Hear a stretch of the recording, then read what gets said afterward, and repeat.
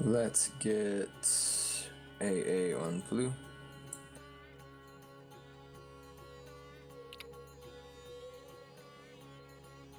Let's put the 242 on red. Let's put the SOG on blue. Cadian, you can go blue.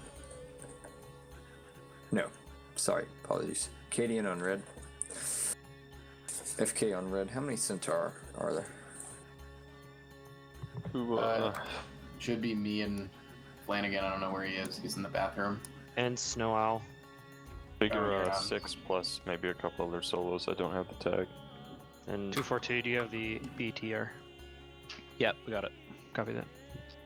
What are the numbers looking at right now, Martin? I'm still connected. 22 blue, 25 red. Alright, let's get FK and Cadian. You all go ahead and come blue. I apologize. Sorry for making you jump around. Let's put Centaur on red.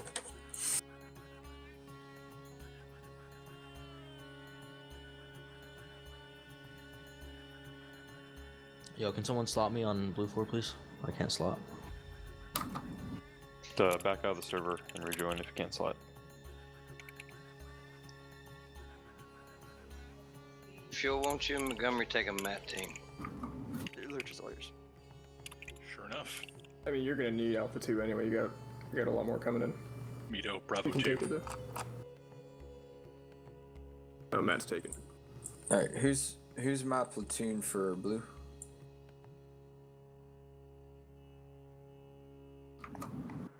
We do not currently have a open. platoon.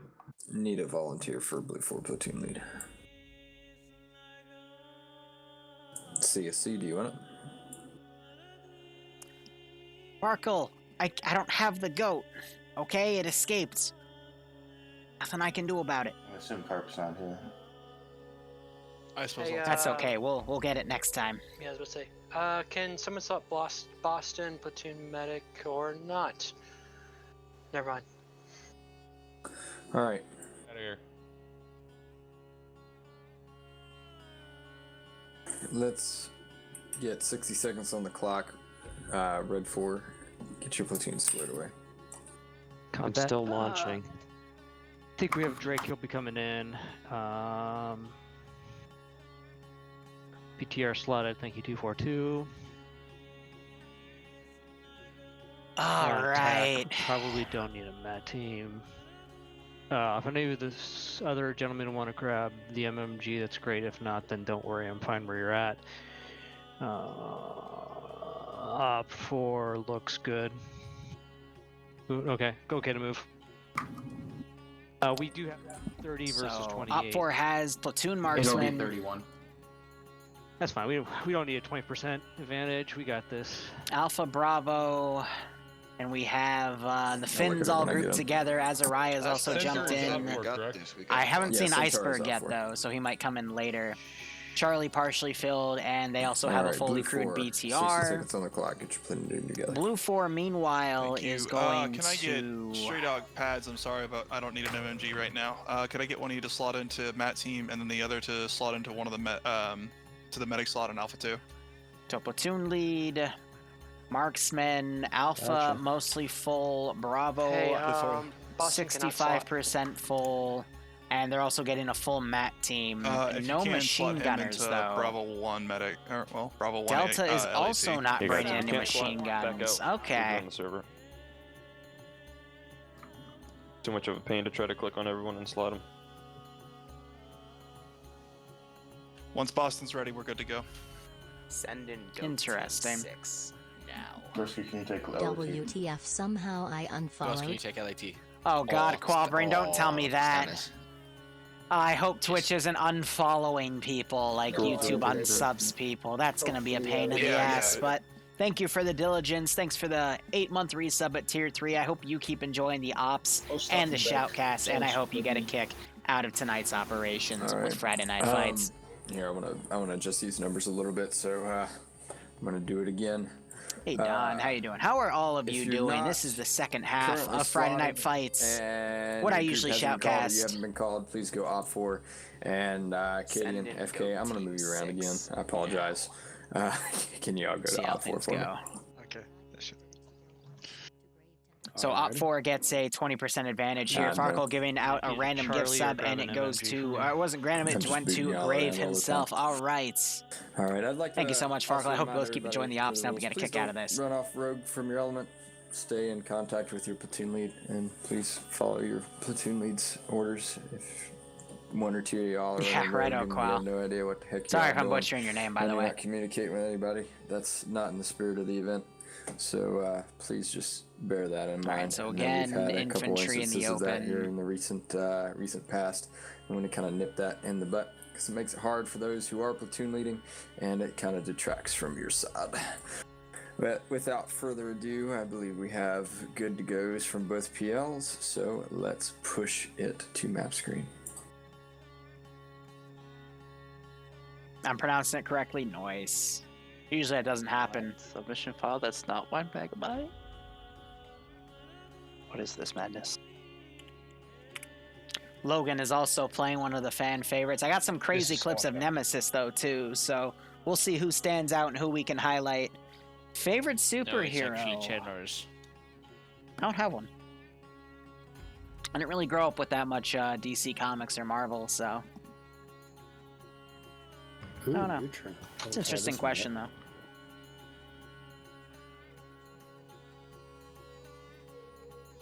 Alrighty, who made the mission? Shh, Farky, shh, don't tell people, What okay? is our We brief? still call you Farky, it's okay. I'll wait a sec, just so people aren't loaded yet.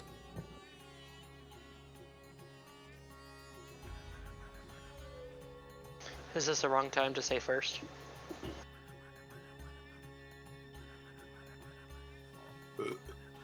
Stonewillow, what do you mean? What am I making tonight? I don't know. Ooh.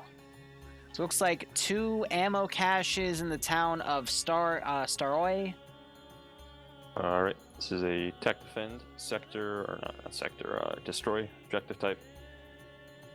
So everyone should be familiar with that. There's 2 objectives. Big AO. In case you missed it, the assets are the attackers have a BTR-80 and some transport Vics.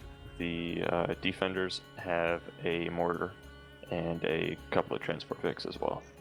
That's it. Alrighty, do we have any questions from our platoon leaders?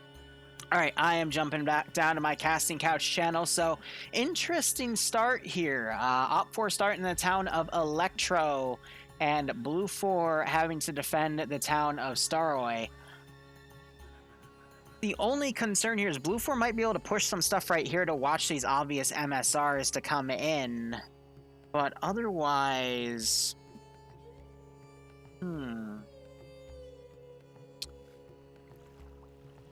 Alright, looks like they're heading in. Liru, how are you tonight? I am good. Barbarian, how are you doing?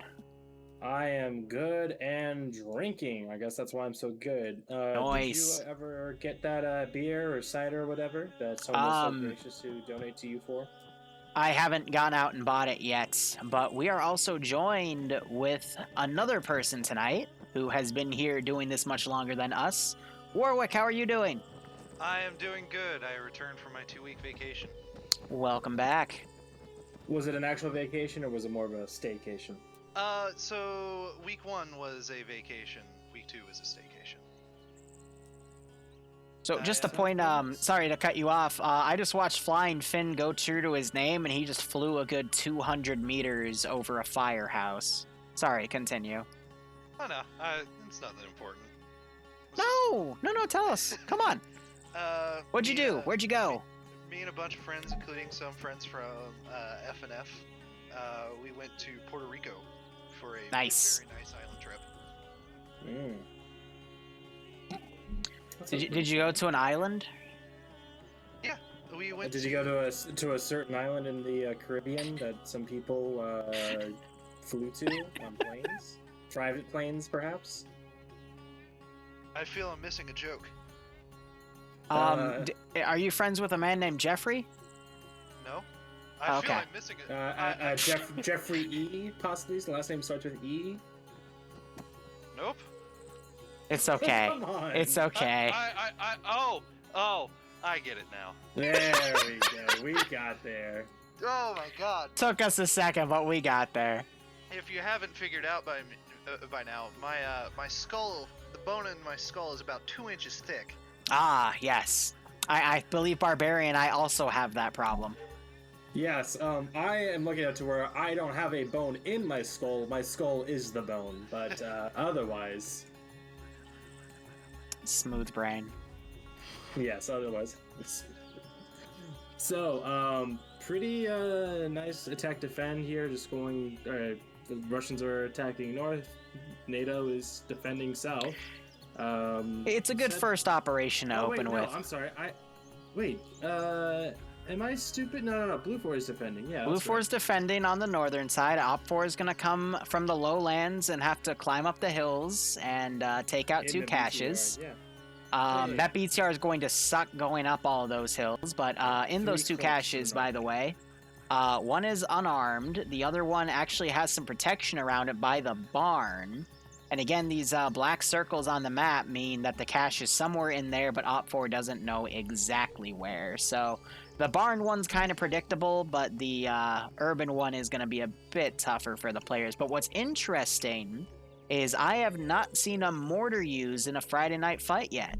Warwick, have you seen a mortar used in Friday night fight? You've been here longer. Many times.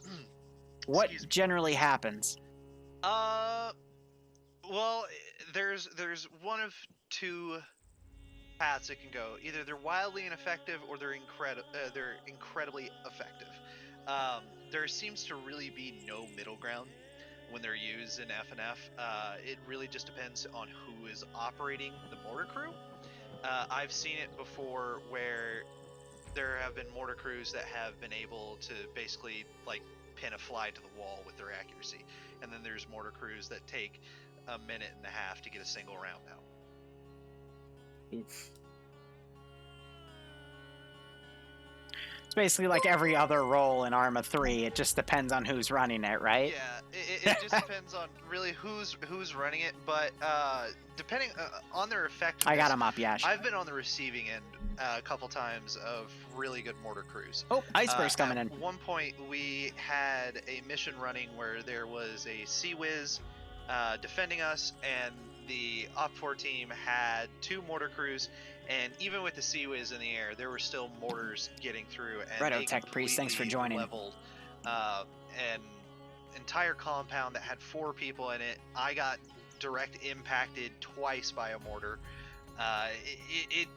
They can, if the mortar team knows what they're doing and they know how to, and the platoon knows where to call it in, they can be incredibly effective.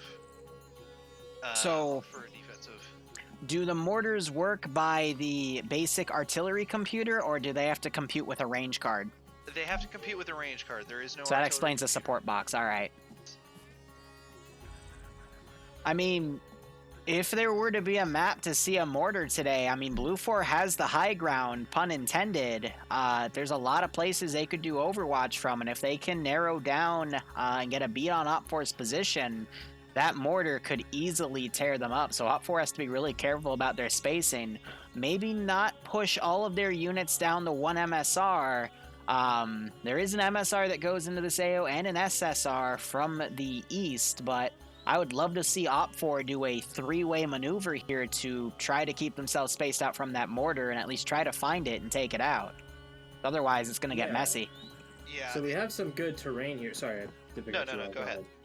Well, so yeah, doing a 3-way attack, 3-pronged attack, doesn't actually seem that far-fetched when you look at the terrain a bit.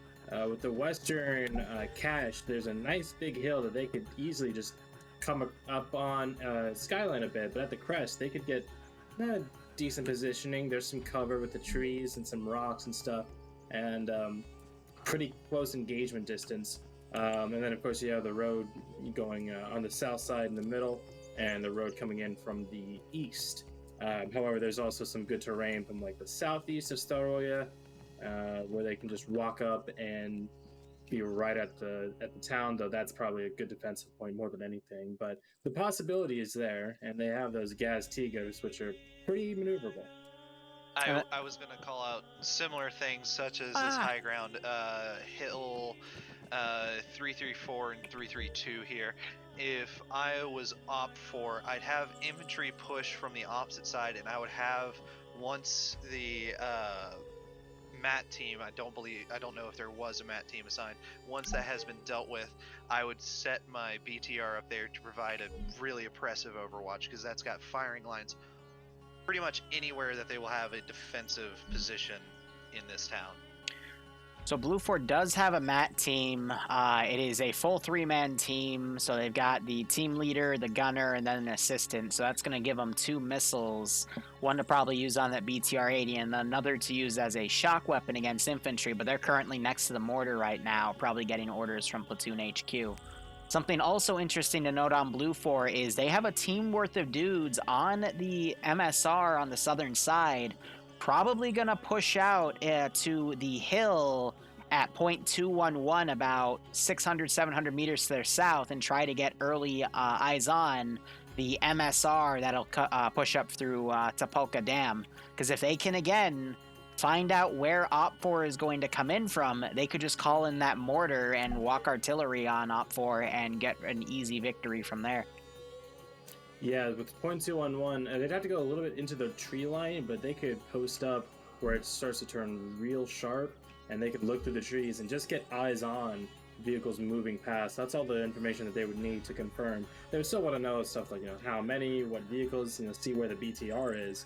But with the limited mobility of that BTR, I'd be willing to bet money that it's going to go up the roads for 90% of the journey.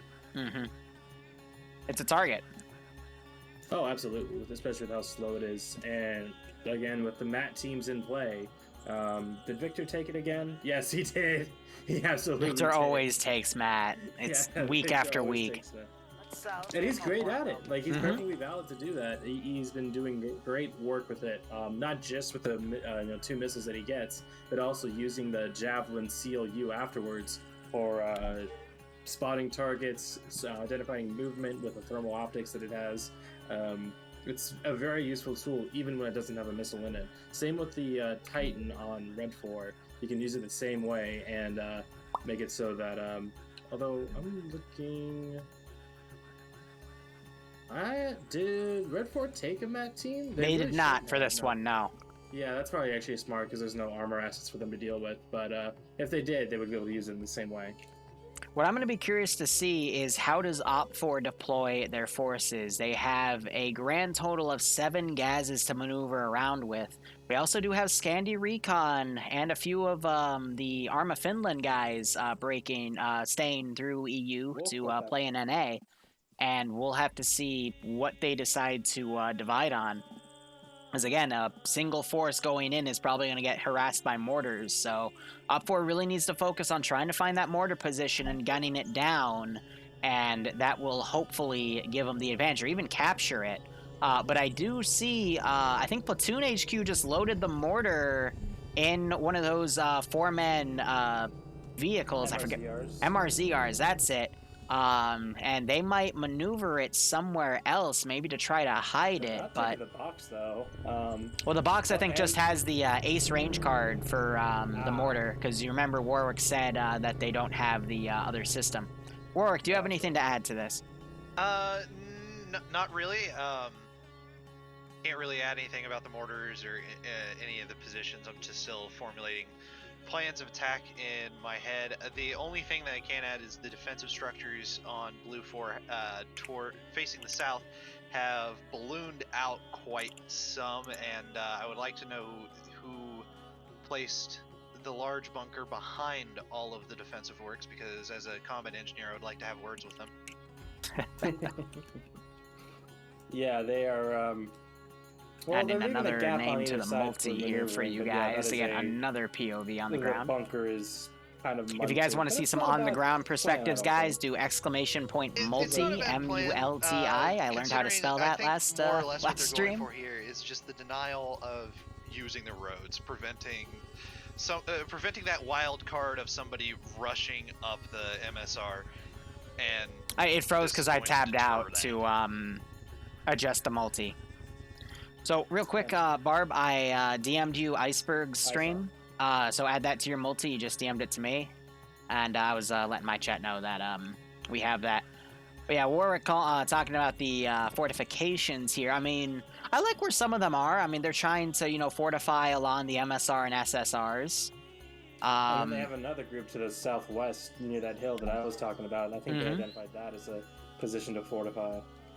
So by the way, we see the mortar. It is back by Platoon HQ. It looks like they are going to dig some fortifications around it. We have another element of Platoon HQ and another MRZR on the, let's see, the eastern flank. I'd be willing to bet that's probably where the marksman is going to go. But I thought the Platoon HQ took it in that MRZR, the mortar. Yeah, but look, there's 2 Platoon HQ markers at both MRZRs. So you have Platoon Command, which is Mountain. He's by the mortar right now.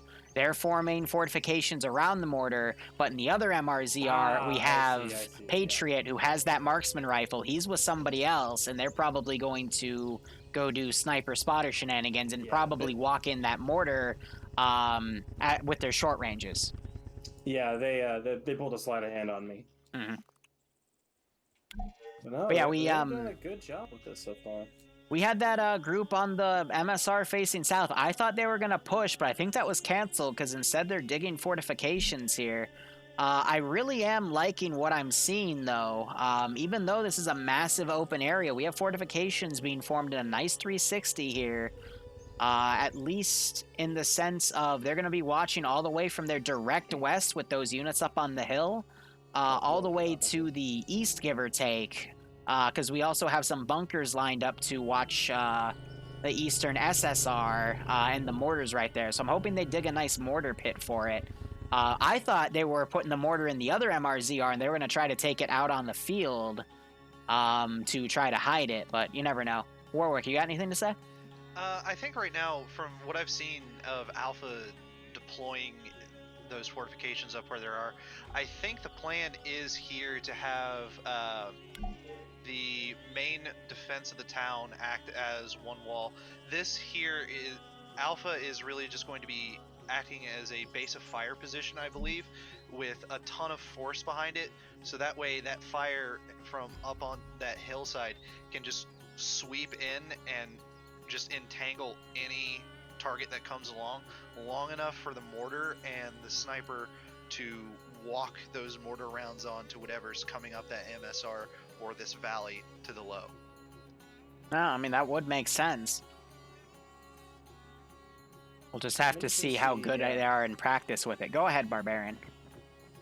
Well, I'm sorry I had to take a drink since you interrupted me. I took the opportunity.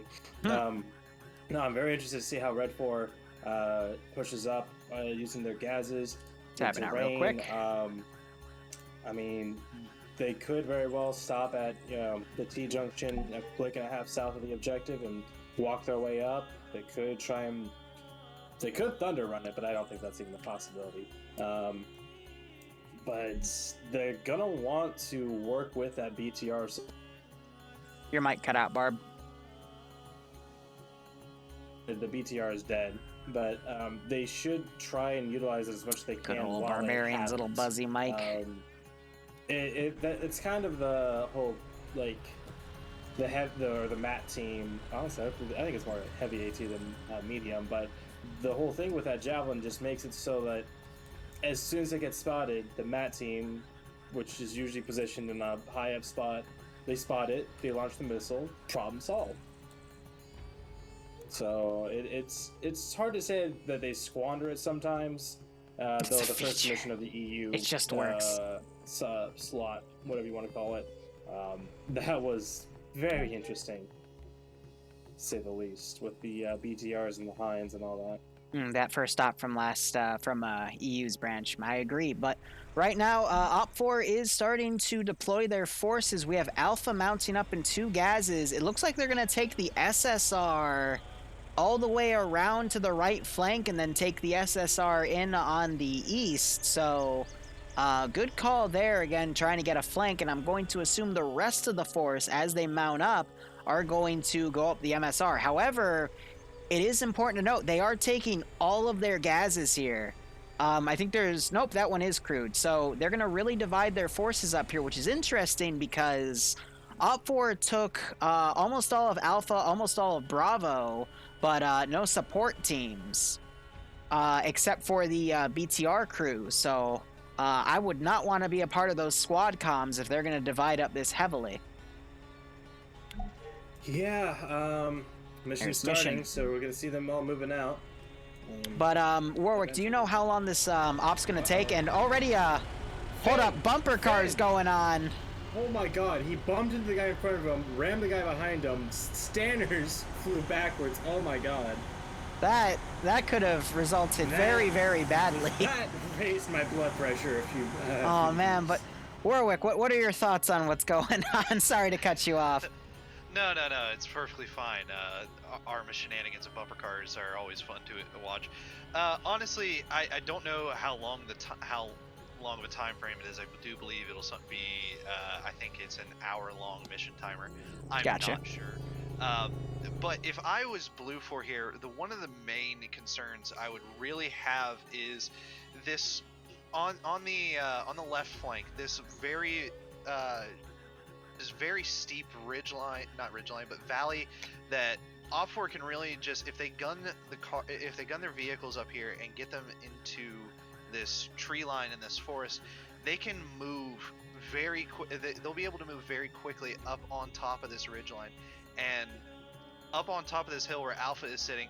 If a large battle happens, this hill is going to be critical to this defense, because if they end up giving it away to Op4, that is going to open up one entire flank, and that right flank can come in. Go ahead. I'm sorry. Do you see where they're putting the gases? At Topolka Dam. Why in the world are they putting them? Oh, and they just ran over Wreck. They just crushed Wreck and fucking jammed their gas into the wall. Oh my god. In the world is happening?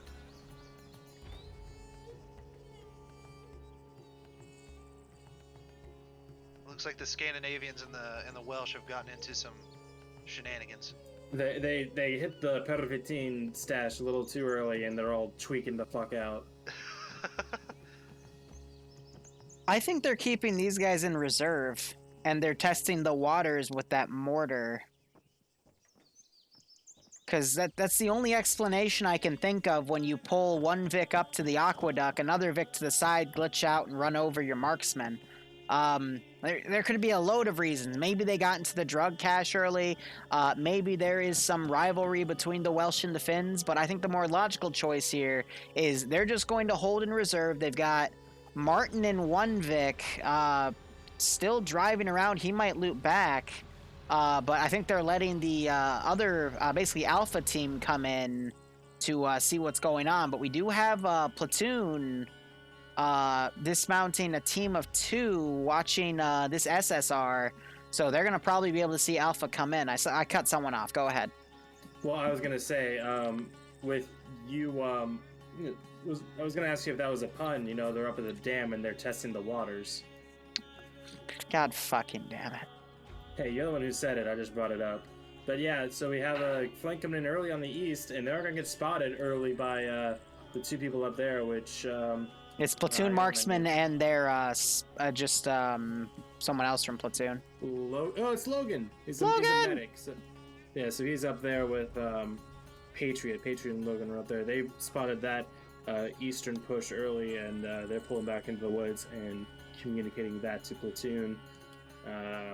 And yeah, that's gonna be pretty interesting because we have elements of Bravo for Blue 4 up here on the eastern, really on the southern of the 2 roads. But yeah, it's gonna be, they're pulling off east. Miller's going away from the fucking objective. God damn it, Miller. I think he made the wrong turn because he's turning around now. He's either made the wrong turn or he's gone into what he has identified as cover, I think. Just disembark your crew or whoever you're carrying in concealment with the building, so that way they're not picked off instantly. But I could be very wrong on that because now I have no idea what they're doing. I think they might believe that Blue 4 went a click and a half east of the objective to Mista and are they're clearing Mista out. Hold up. Based on where Op4 is looking, I think they're going to go north, get on the mountaintop at Pustoy Kabet, and try to use that high ground to come in. Yeah, Meanwhile, we do have Martinsvik on the way left coming up, and the BTR 80 also went up in that direction. So I think it's going to be a three-way fight. And then they're going to try to pull Blue 4 into both of those flanks, and then have the main force come up them MSR and totally sandwich them.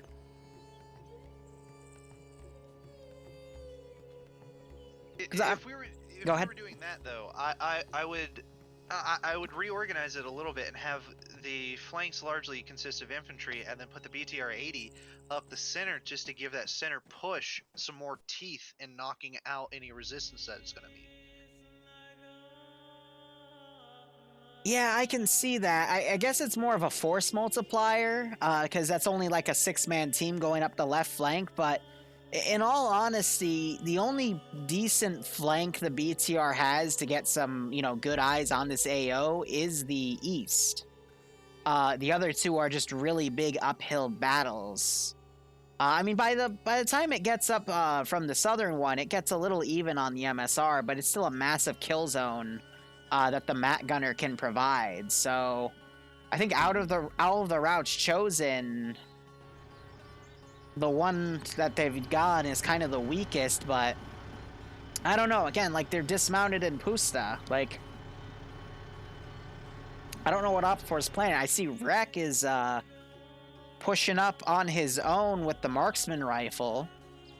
The rest of the Red 4 down there at Topolka Dam, they've loaded back up, and I think they're waiting for, that forward out. Your mic cut out again, buddy. It's a feature. Yeah, my internet's going, I can tell. I might restart in between rounds. But That's like all right. I said, I think that, you're right. They were waiting for the all clear from that northeastern group, and we're seeing the rest of them push up to the northwest, I think. Yep, main force in the middle is now pushing up. They're going to probably join the Pusta force, and they're also going to come up the left flank. Again, Warwick did predict them doing that hill. Wait a second. No, the Leadvik just did a right turn. Did they miss their turn, or are they going to go up and... I think they're meant to go in through the tree line, which is not the worst idea for these guys, as they are fairly mobile, but... They're nimble enough, but I get scared taking any type of Vic off-roading, especially on Chernaris. Mm-hmm. Meanwhile, Blue 4 marksman team is coming around, possibly trying to get eyes on the Op 4 guys. I mean, that's a really easy mortar target. A town filled with civvies and goats. I mean, it's bound to get you something. But goats, you say? Well, yeah, right. But it worries me that Op 4 is bringing up large quantities of units and then playing it defensive in an area. You know what I mean? Like, that's just screaming for them to get mortared, especially this close to Blue 4's defensive caches. So I don't know. It's weird. What's that's already calling it for Red 4 or for Blue 4? Sorry.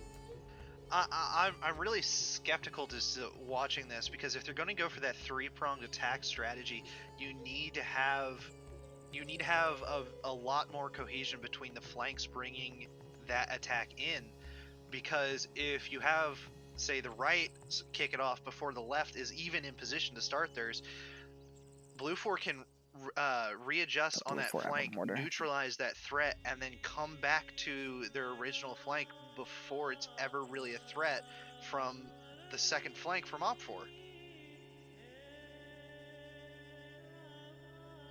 I don't know. What also kind of scares me is Blue 4 is committing a few guys, some of Bravo squad, to go out and be aggressive here. And then we have Carlson going up on his own on the northern flank, I guess to recon. This is weird. The units, how they're spread out right now. I mean, Blue 4 has a good line, but I cannot see what Op 4's plan is.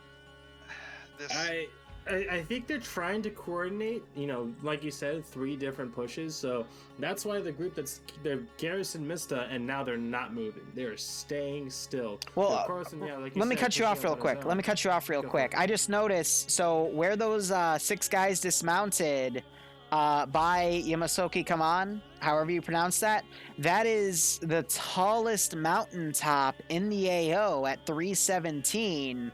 The one that's only taller is Pustoe to the north, but I think they're trying to use that hill to turn their render distance up and see what is over in this AO. Try to get eyes on fortifications, trying to see where the player base is spread out.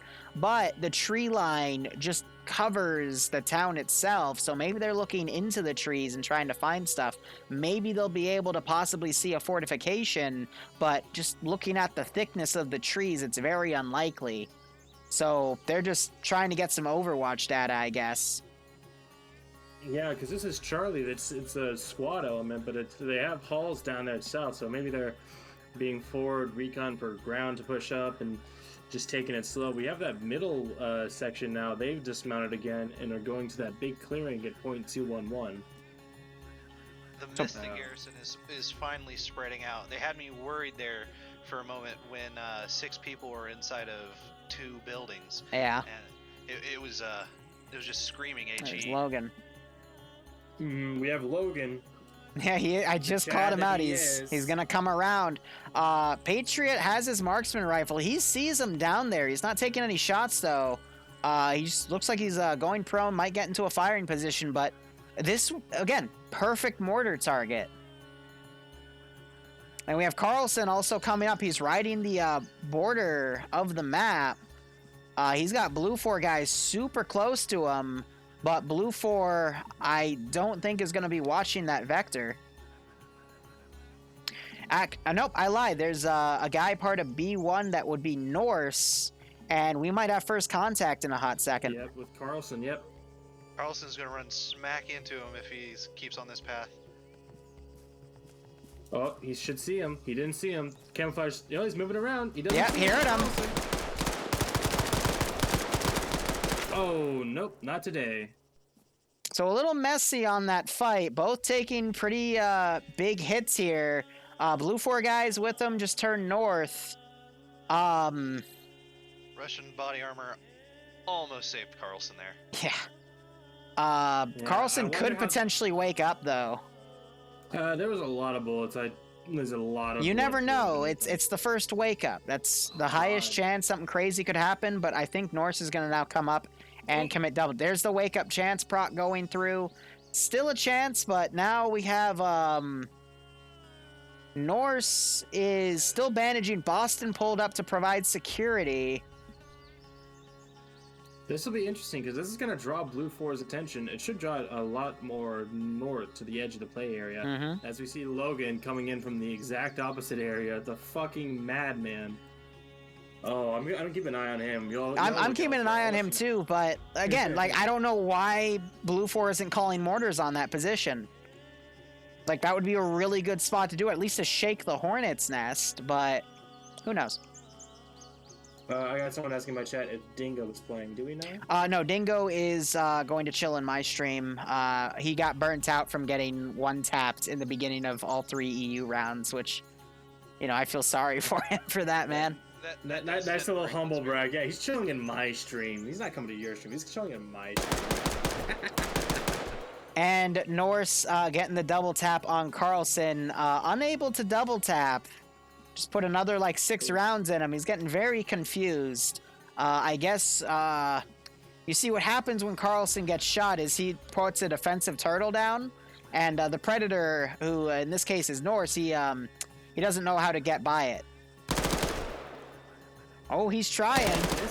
This is interesting. So now Montgomery, Chupin, Julie, and Brady, they're on an attachment with some more people following to try and see what the hell happened. Because I guess they can't put the, 1 and 1 together. Carlson goes up. There we go. They can't raise Carlson. So now they're gonna go and try and investigate. So I think that's not the right call, but it's drawing all of them. I think the full force. Yep, is they're gonna kinda send their full force up there. Oh, And I coming did in. hear mortars launching from the previous spot. It landed somewhere in this town. no, it's Logan- north of town. It landed might on the be- hillside. Yeah.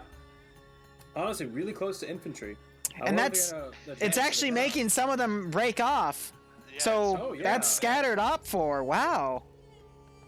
Shock and awe actually doing something. Normally you don't see that with AI, but yeah, half of them have pulled back into the town, possibly going for the Vix. Another round coming in.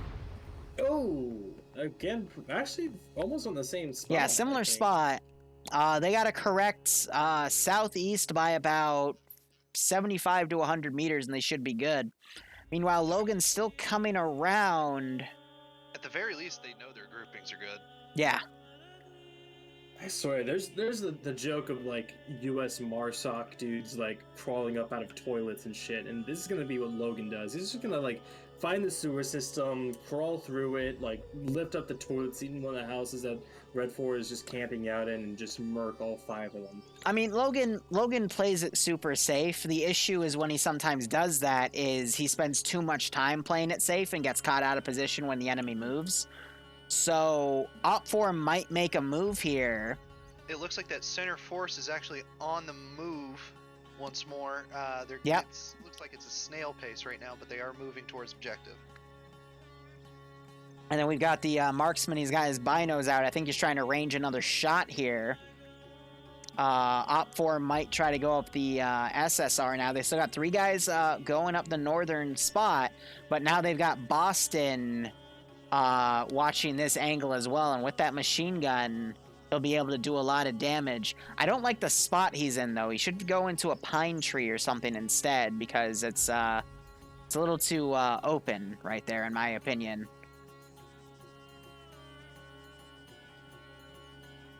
And then we also have Op 4, that team of 6 on the hilltop. They have dismounted, and they're going to start climbing up the side, but they're really close to Dreek, who is on that far left flank. Also, that BTR-80 it is now pushing right, probably going to go on the MSR and go follow what Warwick said and go support that middle group. So yeah, Logan's making his move, but they're starting to walk off now.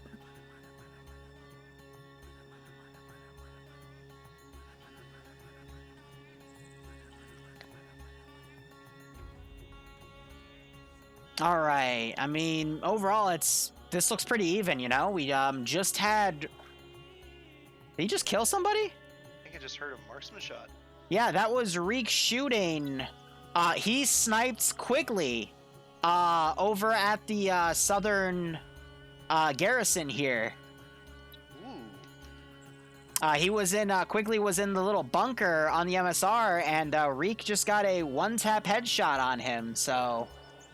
So I just went to him as Bridges, and I think they heard the shot because they're looking in that direction, but I don't know if he's gonna realize what happened. So we have Dreek on the side of the hill. Op 4 is walking right up to him, though. That could be very bad for that Op 4 element, because Dreek is very good about keeping his cool. Nope, Op 4 just spotted Dreek. And gets headshot. And there's the other side of that coin. Yep, so Martin getting a really good spot. That's because Dreek, under that tree, he was too exposed. And, yeah, Op 4 just immediately saw him, shot him. And now Op 4 is actually going to push to the left and go north. Because Blue 4, I see a lot of heads turned in that direction. But now Op 4 gets the luxury of repositioning and getting a free kill off of there. Mannerheim, who was just a little bit out as well, is probably going to... he's pulling back off of it. Hold up real quick. Look on the Fushtoy, where the first blood was drawn. We got 3 Op 4 guys. Looks like they're lining up some shots on some Blue 4 guys. They spotted whoever... they spotted both of them. And... Whoa! Instant murders. 2 beautifully placed headshots right there. That's going to leave Gorski for Blue 4 on his own up there. We just saw 4 free kills off of Blue 4. I mean, that's ridiculous. Logan, meanwhile, he's stolen a Gaz, But if Op4 can continue to make plays like that because Blue 4 is super spread thin, they will have no problem overpowering Blue 4's positions here. Blue 4 Bravo 2 element is probably going to be in the path of this Op 4 Alpha 1 element here. Probably going to... No, they actually might go wide of it. Yeah, they're going to stay on that low, and I think it's going to skirt right by that Blue 4 element. We have Dooley coming close here to another Blue 4 guy in the trees. Oh, but Dooley spotted him! Again, getting a free kill. Dooley is not hit at all. No blood. That is 5 free kills to Blue Op 4. It knocks out that entire garrison on that high ground. Bravo 2 now moving in to reoccupy that, but that is a very bad outcome.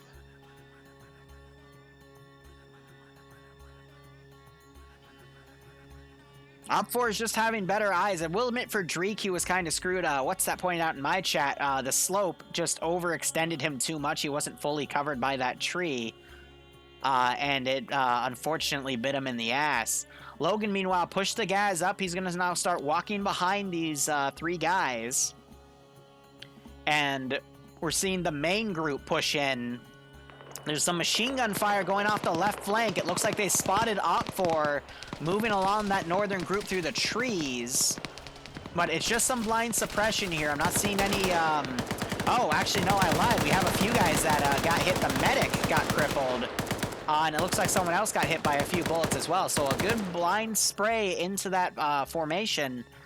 Getting a little bit of results there, but they still have their medic, Olaf, and he'll be able to get them up right as rain. But now we see a lot of Blue 4 heads getting turned, and I'm seeing a massive gap open up on mid. Where that BTR is going... No, the BTR is now pushing up the right flank. And it's going to run into a Patriot. See, that makes sense, though, because the BTR... it'll have the high ground and be able to shoot downward, and it's got a little bit of cover with the trees here, whereas compared to the low ground, where it can be boxed in, so makes sense. Yeah, and the BTR, you have to remember, it's slow as shit. Yeah, especially up hills. To climb up, even this like very slight incline, it is starting to struggle. So anywhere that it goes, it is a commitment. And we have who is that? Halls is actually in that BTR. He's the command element. So he's staying safe relatively in the BTR. But yeah, for that thing to get anywhere, Marksman just engaged these guys. Commit, and it's gonna take with the some time to BTR. go anywhere. So Marksman, hold up. Marksman just engaged some blue Op 4 guys, but now you have the BTR pushing up. The Marksman's using his vehicle as cover. He's gonna get gunned down by that BTR 80. Oh dear. Yeah, that's exactly what I was about to call out. I think the driver spotted him. Yeah, the driver spotted him. And there's the gunner. Run, Patriot! He's gonna get run down. He's screwed. He is so screwed. And there's the kill. Now, will Op 4 take the Marksman rifle, what we saw in the last round? Because that would be great. Meanwhile, Logan, he's the only Blue 4 guy still alive on this vector. Looks like they are probably going to take that Marksman rifle. They'd be crazy not to. Mm-hmm. By the way, no one is watching the MSR, and now Blue 4 is going to be able to come up here. Or Op 4 is, excuse me. For the Marksman rifle, he goes to the SR-25. Mm-hmm. It's a good weapon to have, especially in this long-range environment here. And Logan is still behind all of the Op 4. He's been playing it smart. He actually took off his helmet, which is surprising, but yeah, we're seeing Montgomery open up on Blue 4 Bravo as they try and pull back into Sorolla and try and take these defensive positions. So they're getting caught with their pants down somewhat. Some returning fire coming up from Wheaton and some others who were already set up, but they're playing. They're riding the map boundary in a very good position. Go ahead, I'm sorry. No, by all means. I was just going to say, I find this amusing because that's Montgomery on Montgomery violence. Mortar is firing, mortar is firing. Do we know where it's firing at? It looked like it is firing over at Op 4 Alpha's position based off of the arc I could tell for tracers. We'll hear them splash in another 10 to 15 seconds. Also, Op4's left flank, they are riding up the map margin to try to sneak in closer. Might get spotted by Mannerheim, though. Op4 just. And mortars are landing by Logan! Oh no, Logan. I think he's okay. He's Thankfully, the pretty tree good, saved him. but- Yes, Logan, the master of stealth, could feel the mortars coming in his direction, and he instinctively took cover. More mortars being fired.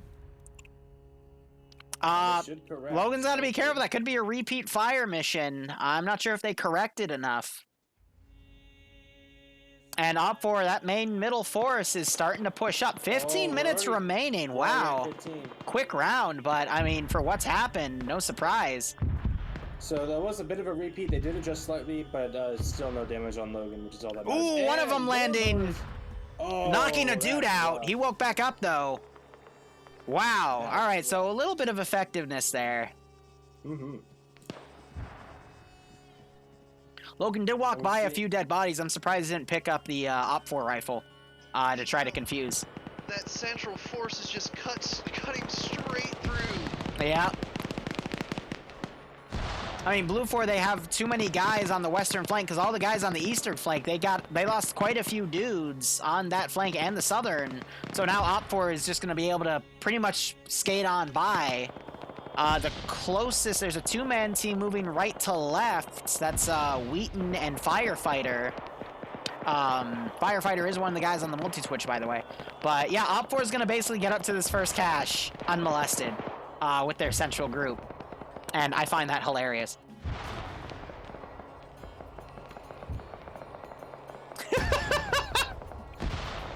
Yeah, and this other group is coming in. SM Pure Paradise and his squad. They're within 10 meters of each other, I think. Yep, they're having a little bit of an urban fight here.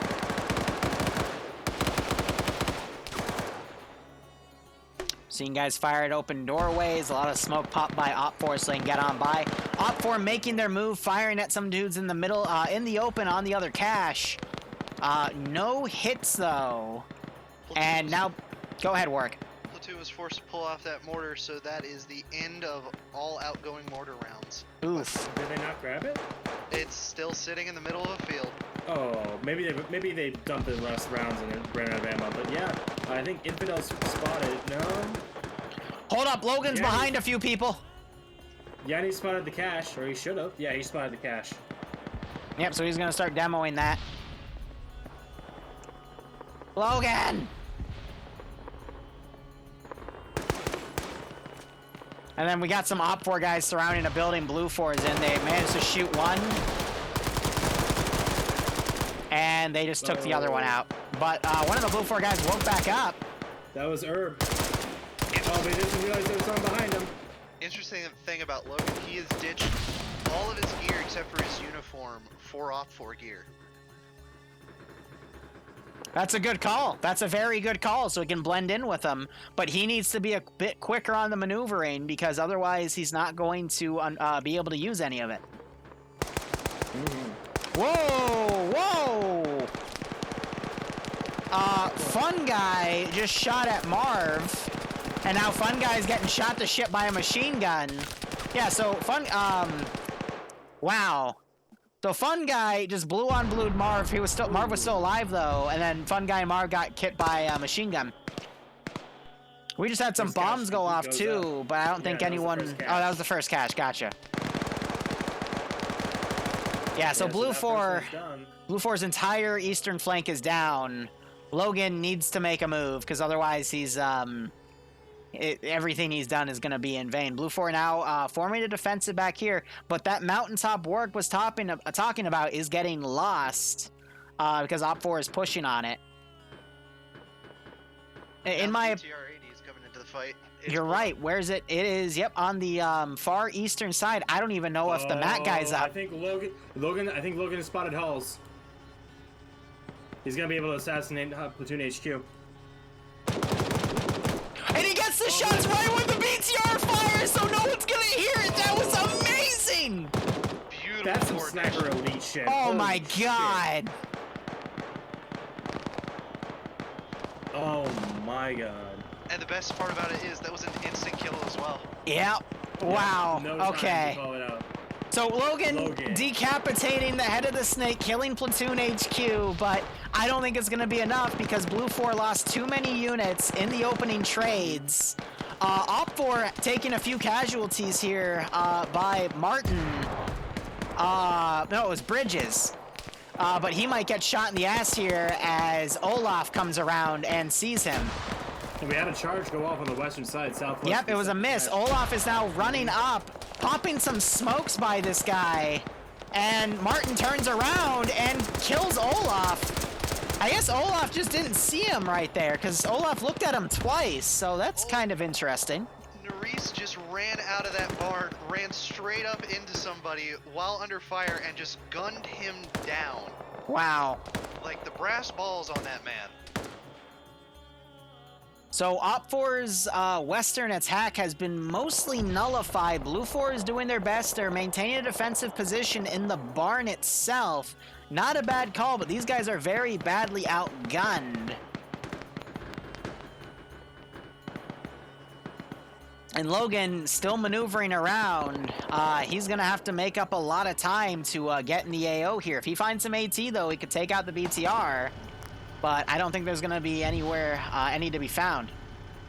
This I was skeptical of this three-pronged assault, but it's gone absolutely perfectly for Op 4.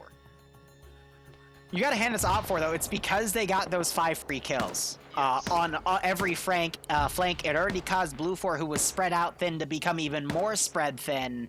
And just some of the timings of the kills and where people were allowed Op 4 after they got that free kill to then re-maneuver. So even if Blue 4 got some audio PID and reacted to it, it wouldn't matter. So here, I want to bring this up. That for getting There's less Victor killed. Less than 9 minutes remaining now. So they are very short on time. Blue 4 might be able to win this on time if they're able to just make a defense strong enough. We're seeing a big push come along the south of Starolia proper, kind of pushing along the low ground along the Heskos that Blue 4 made, using that those terrains and those barricades to their advantage as they push up the second cache. There's not a lot of people looking that way as well. Go ahead. Real quick to point out, Op 4 just knocked out Victor Renz. He was the mat gunner for the BTR, so now Blue 4 probably won't be able to knock that BTR 80 out, and that BTR does have 14.5 millimeter, and that will penetrate the barn's wall, so if it does a massive suppression, it could get a few kills here. Meanwhile, we have 2 Op 4 guys popping a bunch of smoke grenades. Probably either they're going to try to do an advance, or they're pulling people away from looking at the main Op 4 force that's coming in. And this is going to turn into a very messy fight, as we are now seeing Op 4 guys breaching into Platoon's building. Blue 4 guy runs out and literally gets shot 6 ways to Sunday. Oh my god, that was just an execution. Yeah, one more in a bush here. Who is this? I'm trying to click on him. It is Stray Dog. He's in a bush. He's hurt, but he's still alive. We're having Bridges. He fully mediced up. He might try to shoot Snow and Lotfoy in the back. But we also have this massive Op 4 group now going up to that forested area. So it's going to have to be up to Lafoy here to kill some people. But the BTR was just shooting at him. So he might have been spotted. But I think he's going to be able to come back behind Snow here and shoot him in the back of the head. And we're seeing a big smoke push. Big smokes. Lots of smokes. Lots of Oh yeah, that's a charge. And by the way, Bridges was able to get both kills. Bridges killed somebody, and then someone else shot from the barn and got the other guys. So Blue 4, he could, that one guy, Bridges, he could come around and get some more shots on the rear. We're seeing some grenades going off on this big smoke push as well. And Op 4 on the south side of the barn, they're pushing. Nemesis just keyhole the dude. That was a really good kill. More grenades going off. From the windows. We have Bridges coming around, flying Finn nearby. Bridge. Oh, there's so much going on right now. Oh. I just like that for a second. Everything happened in a split second. Whoa. Ho, ho. I don't even know what to cover here. Yeah, whoa, quickly, cover something. This is insane because now we have the BTR coming up. It's just... That was a trade right there. Everything into this last objective. I just watched 2 dudes literally trade. Like, holy crap. Bridges just died to Finn. The first of Op 4 has made it in, and he's thrown grenade straight inside. Oh, that grenade went right off on some dude, knocking him unconscious. Oh, but no, he's still up. and Pierce goes down. No, okay, so Boy with the anime face is beautiful. Oh god. More Op 4 guys are charging into this position. They don't have a lot of time left. They got about 5 minutes. We just watched Russ get magged up and then 2 more guys fired in and killed Russ. Oh, Jesus Christ, what is this? The Opera's gonna be able to do this in time, yeah. BTR is trying to line up to get a shot in the cache, but it's not going to be able to. Blue 4 getting shot on the other gateway. Oh my gosh, look at all It's just of this going firefighter. on. It's just firefighter. Oh! He gets shot in the dome. Jesus! Logan! And Logan's Logan, you gotta go! Logan, you gotta go! Look at the BTR. They're keyholing with the BTR. Oh my god. Is it even a keyhole at this point? And they're shooting their own Op 4 dudes! He's just shooting at anything that moves. And here we go, the engineer's in place. Or that might be the squad lead. And they're just gonna mag him. Magged out! Oh, he shoots the guy in the head. Oh my god. They're just gonna mag them this and they're gonna get it. So that's the first round. The BTR is blindly suppressing. It's okay, guys. Can Op 4 blow up the cache in 4 minutes and 6 seconds? The answer is yes. I don't know. They're reloading. That's buying the cache valuable seconds as Logan's still coming in to make his maneuver. He's on the mortar! He just killed himself with the RPG! The RPG kills it. That's one way to do it. Logan's firing the mortar! There's the mortar! It's too late, but he's gonna do it. I want to see where this mortar round lands. It's a smoke round! No, that was the BTR smoke. That was the BTR. Was that the BTR smoke? Okay. Yep. Oh, we might not hear it. Oh, it was way off. Oh, was it? Damn. Wait, no, I just heard it coming in on the whistle. Ah! Okay, I'm gonna go restart my internet real quick. I'll be back in 5 minutes for the intermission. And I got something planned, Liru. Alright. Holy fuckity flackety whackety jackety. That was I amazing. was behind that BTR for most of the end of the round with no AT. That was so annoying. Alright, we're gonna change up the music. We're gonna change up a lot of things here. Whoa. Oh. I don't know what to say. That was amazing. All right, let's see. Let's take a look at this one. This will be on Viro Lottie, Op 4 versus Independent.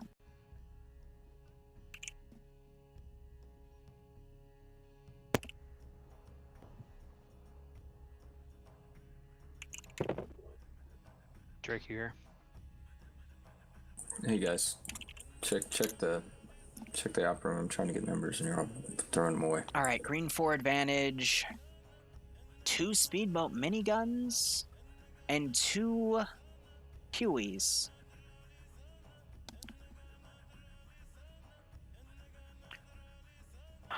Right.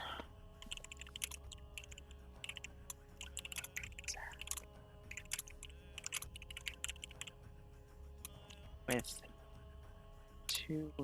All right, let's get the second on N4.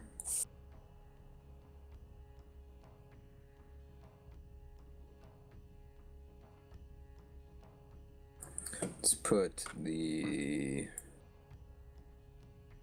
CSC on Op4. Let's put Scandi Recon on Op4.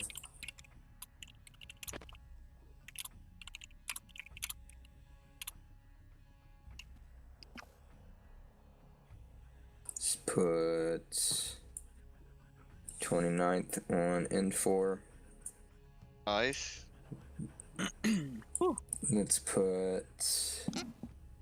So what'd you guys think of that round?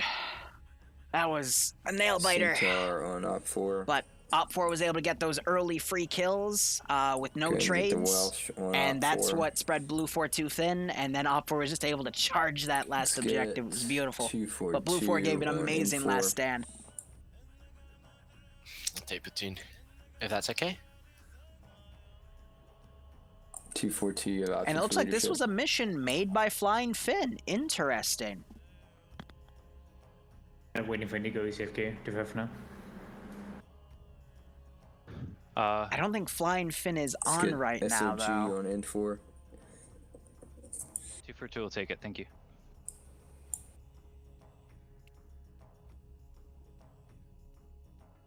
Otherwise, he would be on Op4. But, oh, there he is. All right, he's going to be a squad leader. Whew. We will put AA on Op4. And Cadian and FK can filter in on N4. Second MRB, if you're not slotted, you need to slot yourselves. I'm going to BRB 1 second. I am going to prepare some stuff. Because, wow, I need to stay awake for all the action. Hot damn.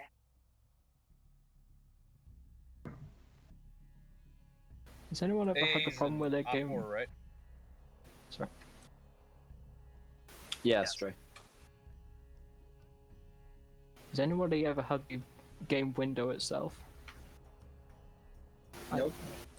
Press This Alt is new. and enter, left Alt and enter. Thank you. Thank you.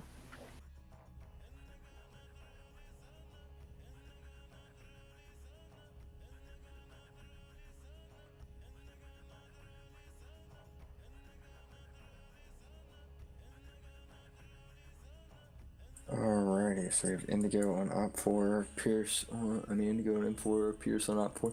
If you are not currently slotted, we have Cadian on N4, 242 on N4, FK on N4, SOG on N4.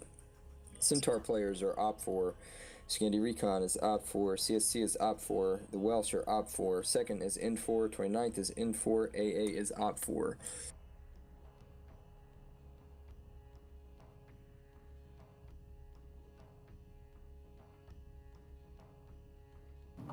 Playing again, Op4 Delta 2.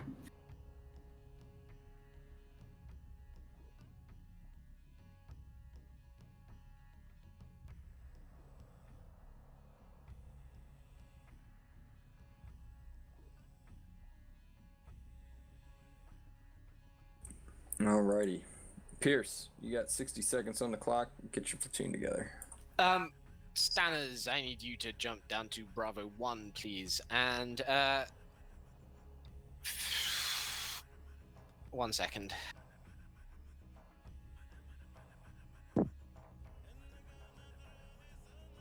No, you're fine. CSC, can I have you like take like a Charlie just so it makes it a bit easier on the comms? You want CSC and Charlie? Yeah, and just make it a bit easier on the comms. And I've got 3 different groups. Break real quick. Can I get 2 volunteers from Centaur to come in for? Blake, do you have someone? Patriot, can I have combat engineer? Sorry, what did you say? Oh, Gorski took it. Okay, you can have it. Should Scandis go into Alpha 1 then, or what's happening there? I It's did gonna not be hear the what you Alpha said, Martin. Don't worry about Blake. Disregard. Pierce. Yeah, I finished. I was just waiting. Sorry, I thought my minute was automatically out after a minute. Okay. N4. Indigo, get your platoon together. Alright, I would like a gunner. We don't need a second helo pilot, but I would like at least a gunner for our one.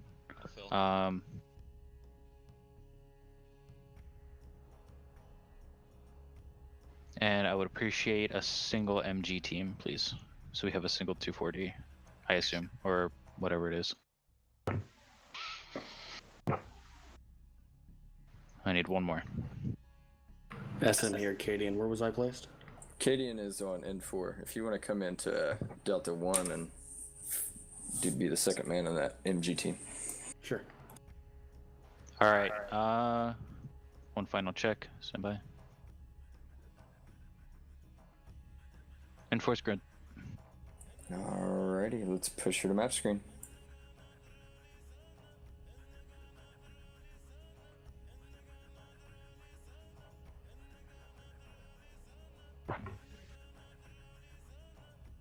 Yanni, you should go to bed. Fuck no, I want to kill people. Well, I mean, what the hell do you think we're here for? Are you not How the fuck am I entertained? stuck with my own mission?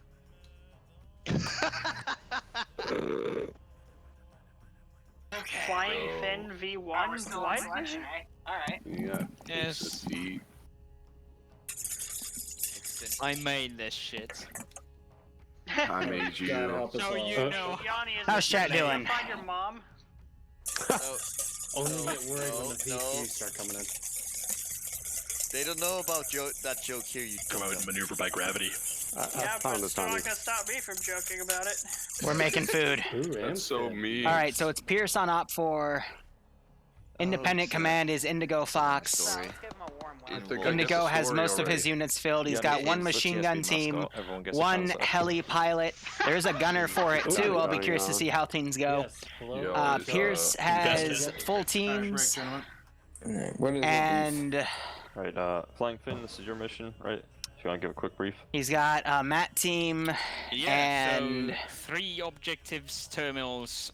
2 machine gun teams. He's not bringing the doesn't matter assistant which though, I way guess, you to do counter it. the And one helicopter. Info has interesting weapon choices.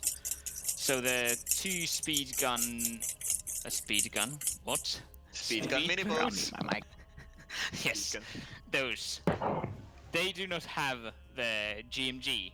It's scripted off, and they have some Russian 50 cal instead, and no thermals if they even had that to begin with. But yeah, and that's about it. Alrighty, do we have any questions from our platoon leaders?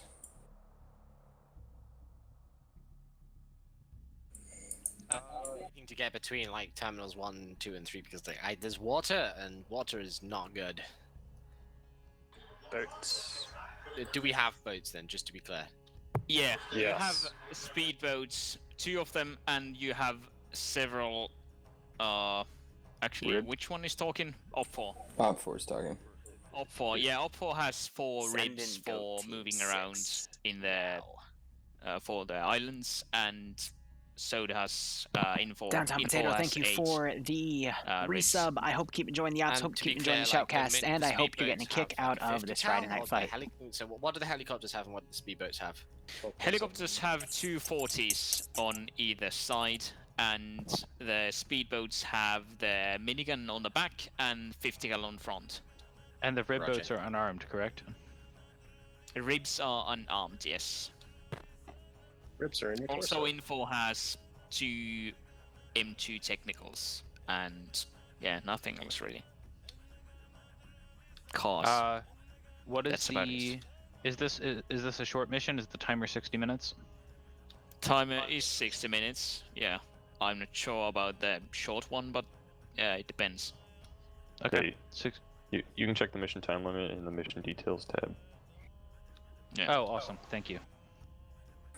That's still Enforce good. Alrighty, well, without further ado, good luck.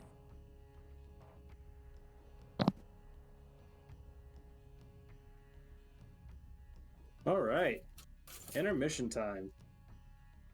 So, I have everything about ready, but Liru, before I begin, do you have any thing to say about this concept made by the lovely Flying Finn? I forgot to pick a slot. Nice. All right, I'm gonna take that as my cue to start my intermission bit. I'll be back in a second.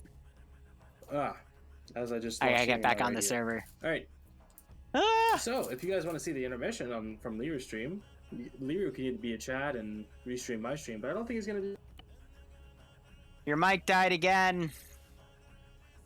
I was busy How making to coffee. shotgun a beer.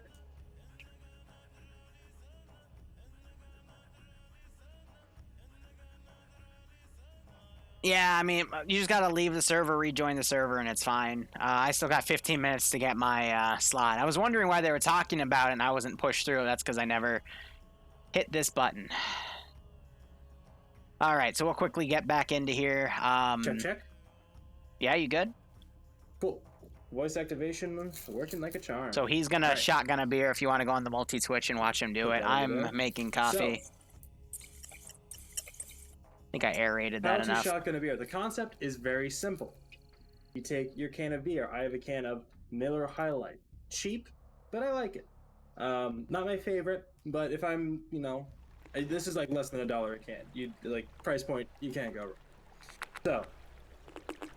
So, what you do is you take the front of the can, right here. You can see. You want the spout of it or the opening on the bottom. So what you're going to do is you're going to tilt it up so that there's a bubble of air. There's a little pocket of air up here at the top corner.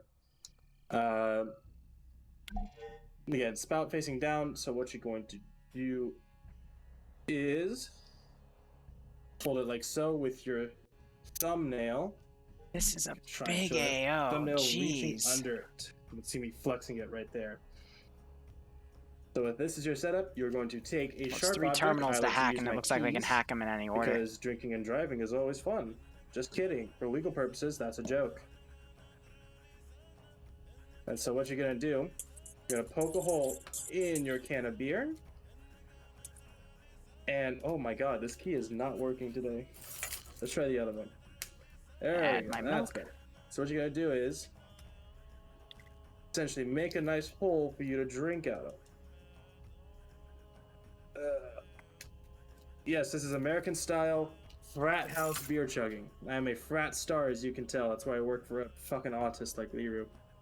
Alright. Okay. So, try and I can show cut your without airtime if you spilling want. beer all over myself and my setup.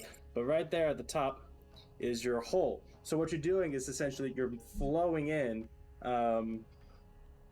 You're letting the beer flow freely. Because normally when you pour from a beer or a bottle, you have that fucking. Our guest will be so disappointed because it's not your the air's disappointment trying anymore. To go in the same hole that the liquid is coming out.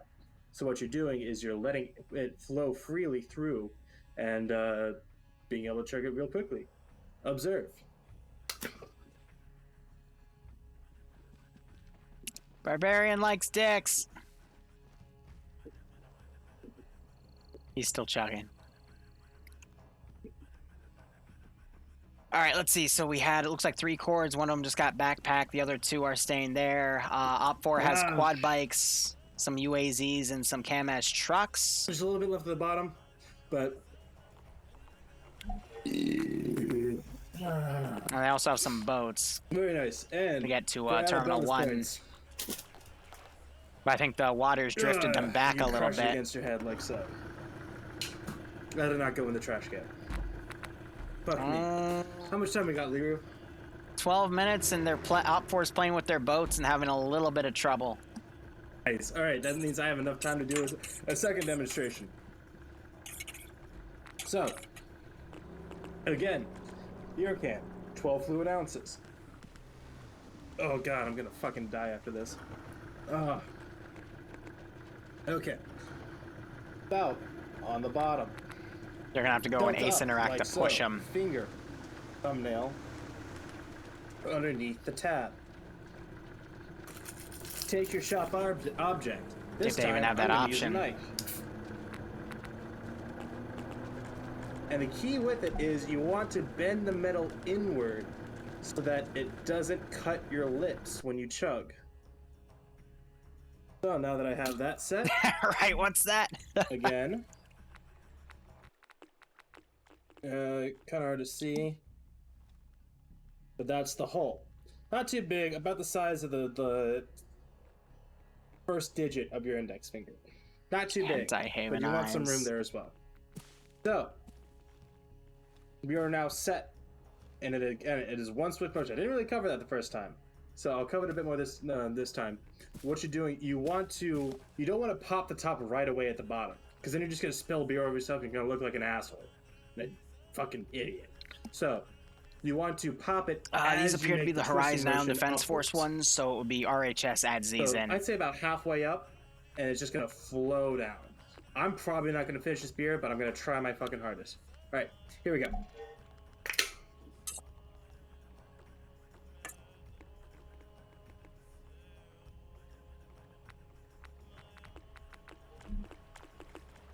So Green 4 can basically come up the land areas to get to terminals 2 and 3. So Op 4 doesn't really have any room to do maneuvering here. Let's go! Yes, a little bit of that!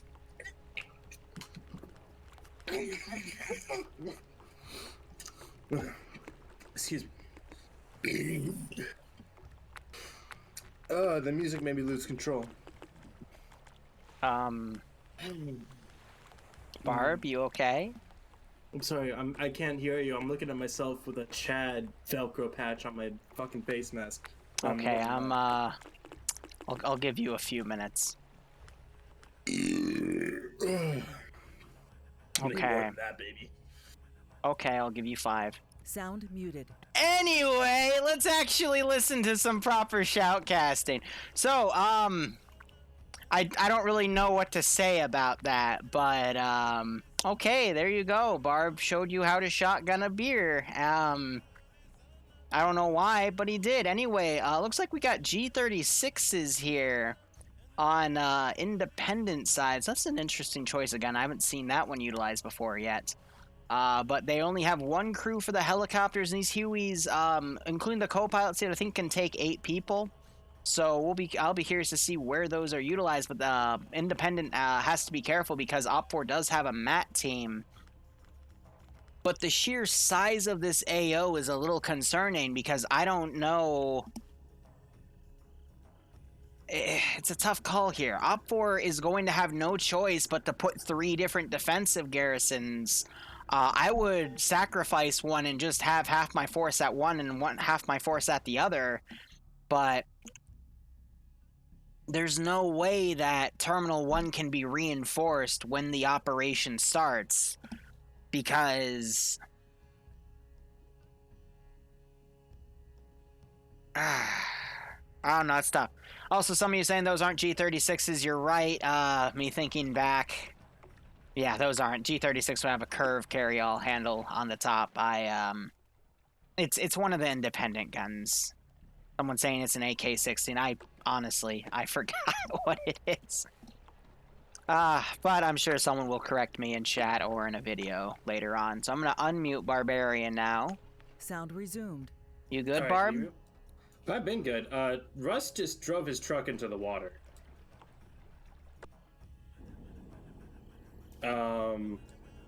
As he should. What, are we fucking throwing car batteries in the ocean now? What the fuck? It's denying enemy assets. Is that actually what they're doing? No, I don't fucking know. I mean, that is big brain if they are, but... And we have 2 guys that are going to go along this flank. That was, did you enjoy that little demonstration, Liru? I'm going to lie to you and say yes. Nice. Well, you didn't watch me fucking have an autism attack when I fucking sunk a beer can at 10 feet. Okay. Like, it was off the backboard and everything. It was fucking buckets. Okay. Your parents must be so proud. Yeah, they are, because I actually graduated. And I'll graduate at the end of this semester. What do you want from me? Oh, no, I meant, like, I lived the frat life, and then I graduated. Okay. You know what I mean? No, I don't. Alright, so I think Carpenter, he took a guy up. They looked at Terminal 3. I don't think they're going to garrison that position. I think they're going to go for Terminal 2 and Terminal 1. But this is definitely one of the strangest AOs I've seen. It'll be interesting to see what Independent goes for here. But it looks like they're going to crew both helicopters now. So, I think they're going to do, island hopping. I mean, they only have to hop between, well, one island and then the mainland, but they've rightly taken the 2 assault boats with the GLs and the miniguns. Those GLs have laser ranging and are very fucking strong. Do the Op4 get that same one? No, they just have ribs. I'm only seeing ribs, so that's a big advantage for Green 4 as far as an offensive asset. It has thermals, it has laser ranging, like, they can just do passes or even stand still. What, for the speed bump minigun? For the GL in the front of it. Back out removed. Been said. They removed that? They re-scripted the 40 millimeter to fire a 12.7 cord instead. They got rid of the thermals, and they got rid of the laser designation. Oh, well then. I missed that. Well, that makes it definitely a lot more even, but, yeah, not bad. And then the Hueys, they're both riding a right-side chopper gunner, so a lot of units being spent on assets here, but they're going to fully commit to these boats, which I don't blame them for because they don't have any land-based vehicle. Actually, no, they do. They have a bunch of off-roads. They also have the M2 off-roads, but they're going to completely abandon those and keep their entire force together to hit these objectives. I don't blame them for that. But the big fight is probably going to be at Terminal 1 because I'm not really seeing much else go on in the rest of these areas. But we do have an independent boat. Excuse me, not an independent, an Op4 boat all the way on the left side. So I'll be curious to see where that goes. But from there, I don't know. Like, there's just a lot of different routes that the players can go here, and it's curious to see who decides to go where and what. Yeah, I would have preferred to see them. Well, you know, I was gonna say I would have loved to see them do like heliborne combat, like land the helicopter behind lines, drop off troops, and then move forward. But with this first island, not a lot. Well, I say that there's actually some decent clearings, but not a lot of vegetation. It says there's vegetation on the map. So yeah, there's a decent amount of flexibility that they have with those Hueys, but they're gonna use the speed and maneuverability of the boats instead. Looks like, and maybe they'll use the helicopters for the second and third terminals instead. We'll see. Yeah, and then, you know, we got 2 boats that are still geared here. Logan is in a boat on his own. He might try to do something cheeky like he normally does, but I think this other boat is going to quickly try to get to the southern side to watch for any additional boats coming in, because if they were to get on the southern tip, they should have good eyes to see if more boats are going to come in. So they're just using that as a bit of a mobility spike, but we'll see what happens. The arm boats would make very quick work of for RHIBs. But honestly, with this AO, it's really tough because Op4 has no choice but to spread a bit thin here. If I was in Op4 shoes, I would have probably just put all my eggs in a single basket for this one, because the AO is just so massive and widespread that there isn't really any other way to go. Whether I would try to defend Terminal 1 or 2 would be my calls here, because Terminal 3 is just, you know, top of the hill, kind of a death trap. But at the same time, they could have made a fortified perimeter around it, but it's up to them at that point. But this is going to be a full 60-minute operation. 3 seconds to go before the mission officially starts. And am I dumb? There it is. No. Well, okay. Well, if I was gonna be honest, I would have said yes, but I like. Thank you. I appreciate it. And No I problem. tolerate you shotgunning beers. But anyway, Op4 has that boat now moving down to the south. Logan is going north with that boat. We've got the quad bike going down. I'd love to see that quad bike go all the way to Green Force spawn and take the M2 off-road. I was about to say, I would have loved if they had taken a speedboat up the eastern coast of their starting peninsula and like right around Hill 2-6 like drop off dudes there and work on the ground around like from the east of Terminal 3. That would have been big brain. But yeah, it looks like Give Me Your Milk might be doing something like that. They probably identified that route because there is a road leading right to Green Force Spawn. So they might be trying that, or at least getting eyes on it and ensuring that there is no ground-based movement, because they don't know if they have any ground transport VIX or not. They don't, but... Well, Independent had the choice for it, but they decided not to. Instead, they're doing this massive push. We have Op 4 now dismounting on the southern side again. They're going to try to get those eyes. But I got to wonder, where is... Oh, Give Me Your Milk and Victor are the Matt team. But they're going to be severely out of position to take those helicopters out. Well, they have, the Titan, right? They should be able to just lock on from wherever. True, but they only have one Titan round, so the other chopper is going to have to go down by HMG or something. Yeah. But, I need to see what yes, this is the second game. like, Third game will go in about an hour. The all the eggs in one basket thing, and either abandon Terminal 1 or maybe, looks like they're abandoning 3, or I don't know, because they have to do these. Yeah, 3 was the least defensible position.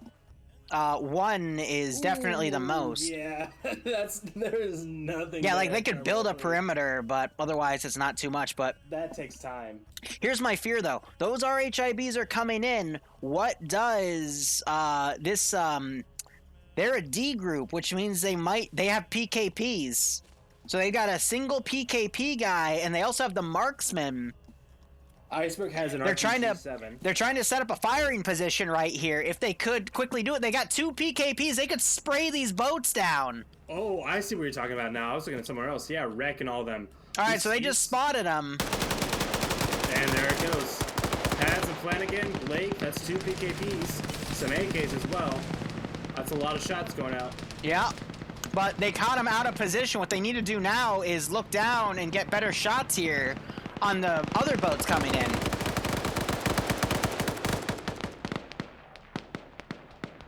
That was such a missed opportunity. No one was looking towards the ocean to see those boats come in. They caught them late, and now the rest of the boats are staying far back. Meanwhile, I see a wounded mark on the Alpha 1 boat. They just sniped a dude out of the boat. The Matt team is also lining up a rocket on, or excuse me, a missile possibly on one of the boats. Otherwise, it's just looking with its thermal camera. I think it would be a waste to use it on the assault boats. Oh, I agree. But they might try and probably just using it for the thermal camera, though. I mean, one boat just dismounted some of its infantry. I know another boat did have some infantry too, so they got to go dismount those. Yeah, I mean, then Drake went down. Drake is Alpha squad lead. He's down inside the boat, just as a passenger. So we're seeing the boat Cosmonauts in. He actually just wounded Iceberg with that 12.7. It's firing super quickly. Pretty much as fast as the chain gun. That's definitely quicker than most HMGs you see, but now we've got 2 people on Iceberg. Yanni is the medic. He'll be able to get him back up. Iceberg also helping. Actually, no, Iceberg's down, but he just woke back up. They were basically getting him medics up. And now Olaf is getting shot at by 2 machine guns, and now that 240's firing back. I'm hearing engine or some kind of warning siren blaring on that Huey. I think they hurt the engine or the main rotor or something, because they're going to be flying back to base. You got to remember, the Hueys are the easiest to damage and get that warning blaring, but they're, similar to the Unsung Hueys, they are nigh unkillable in the air. Even like if you hit it with an RPG, it'll tank it like a beast. You really just have to go for crew kill or pilot kill with it. Just because that model is still probably the most OP one in the game. Hearing a missile shot go out now. Oh no. Liru, Drake is fallen in the water, and he is about 10 feet below the shoreline. He's woken back up somehow. I don't believe my eyes, but he is back up, and he's swimming to the surface now. Lungs full of carbon dioxide, trying to get that sweet, sweet oxygen. I heard I heard the Matt team fire. I just don't know where it landed. I checked the boats. I checked the aircraft. They're looking towards the boats on the southeast side of the first island. I don't know. Oh, okay, so Independent have landed. They just took out a few guys moving in. And now it's just going to be a massive Green 4 tidal wave here because Green 4 is dedicating everything in here. Matt team, they didn't take their assistant. At least I don't think Gimme Your Milk is an assistant here to quickly check. Yeah, he's above Victor in the roster, so they only had one shot with that. And a boat, Logan might come over to pick him up. I don't know what Logan's doing here. Well, to be fair, Tide missiles are smaller than Javelin. Well, I've been told that it's one missile on the launcher guy and another missile on the assistant. So maybe he got more, but I didn't hear that in the brief. I don't know. We'll see, I guess. But yeah, there's an interesting start so far for Infor. They've been able to land pretty uncontested. Yeah, the majority of them on the western side, making their way towards Terminal 1 directly, circumventing the two garrisons that they have. Logan's coming in to pick those dudes up. South and the eastern side. So if Green 4 is able to work fast enough, they should be able to take it pretty easily, I think. Rek is taking a lot of fire from the coast. Yeah. They must have spotted him or something, but he's taking a lot of HMG fire and just trying to lay low as he's now behind enemy lines. We see Mannerheim, Ridge. We have another machine gun team firing up at Olaf and Williams. Rek is trying to go north, but he has an entire OPFOR force looking for him. I bet OPFOR really wants that marksman rifle, so Rek has no choice. He's trying to hide in a tree right here. I don't think he knows that there is a shit ton of independent guys around him right now. So he needs to be very careful and play this safe here. Also, Logan is dismounted. He's with the Matt team now. I don't know what they're going to try to do, but... Oh, Rek's going to spot Logan Wheaton is here. Again, the medic. Oh, but then another missile goes out. And I think it's going for the helicopters now. Wait. Your mic cut out again. Just dunked into the rocks next to the Matt team. Yeah, I saw that. I think they were locking on the helicopter going left, and the missile to track it went into the ground. So that's very unfortunate for the Matt team. Yeah, now they're looking at each other like, what the fuck do we do now? Like, what? And so they've been promoted to general infantry. So Rek watched Wheaton move up. Rek is now firing a few shots at Wheaton and Hoyt. Managed to hit Wheaton but not kill him. Also got a shot on Hoyt. Return fire coming in now. Yep, return fire went in. Dreek is now looking up that vector as well. They're going to try to box in the marksman. That would be a really good gun to get. And now a large independent group is moving in on OPFOR, but OPFOR also has some guys they could send on the rear. So, looks like OPFOR is leading with Scandi Recon, and now it's just going to be who is a better group at PvP.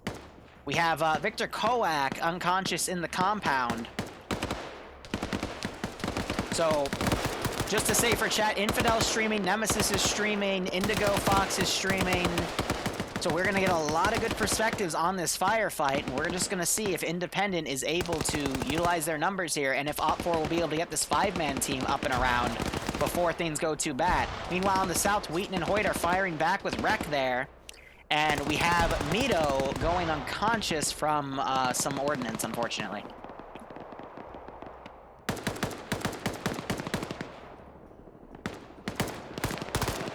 Nemesis doing his best as a rifleman. Here comes the Huey. And Huey is flying overhead this battle now and looking to give him some casts. Yeah, but they've only got side-mounted miniguns. They got to keep moving quick. Yeah, it's not a minigun, it's a 240, but you know, that's just going to lower its accuracy. It's more of a suppression weapon. Lots of smokes being popped.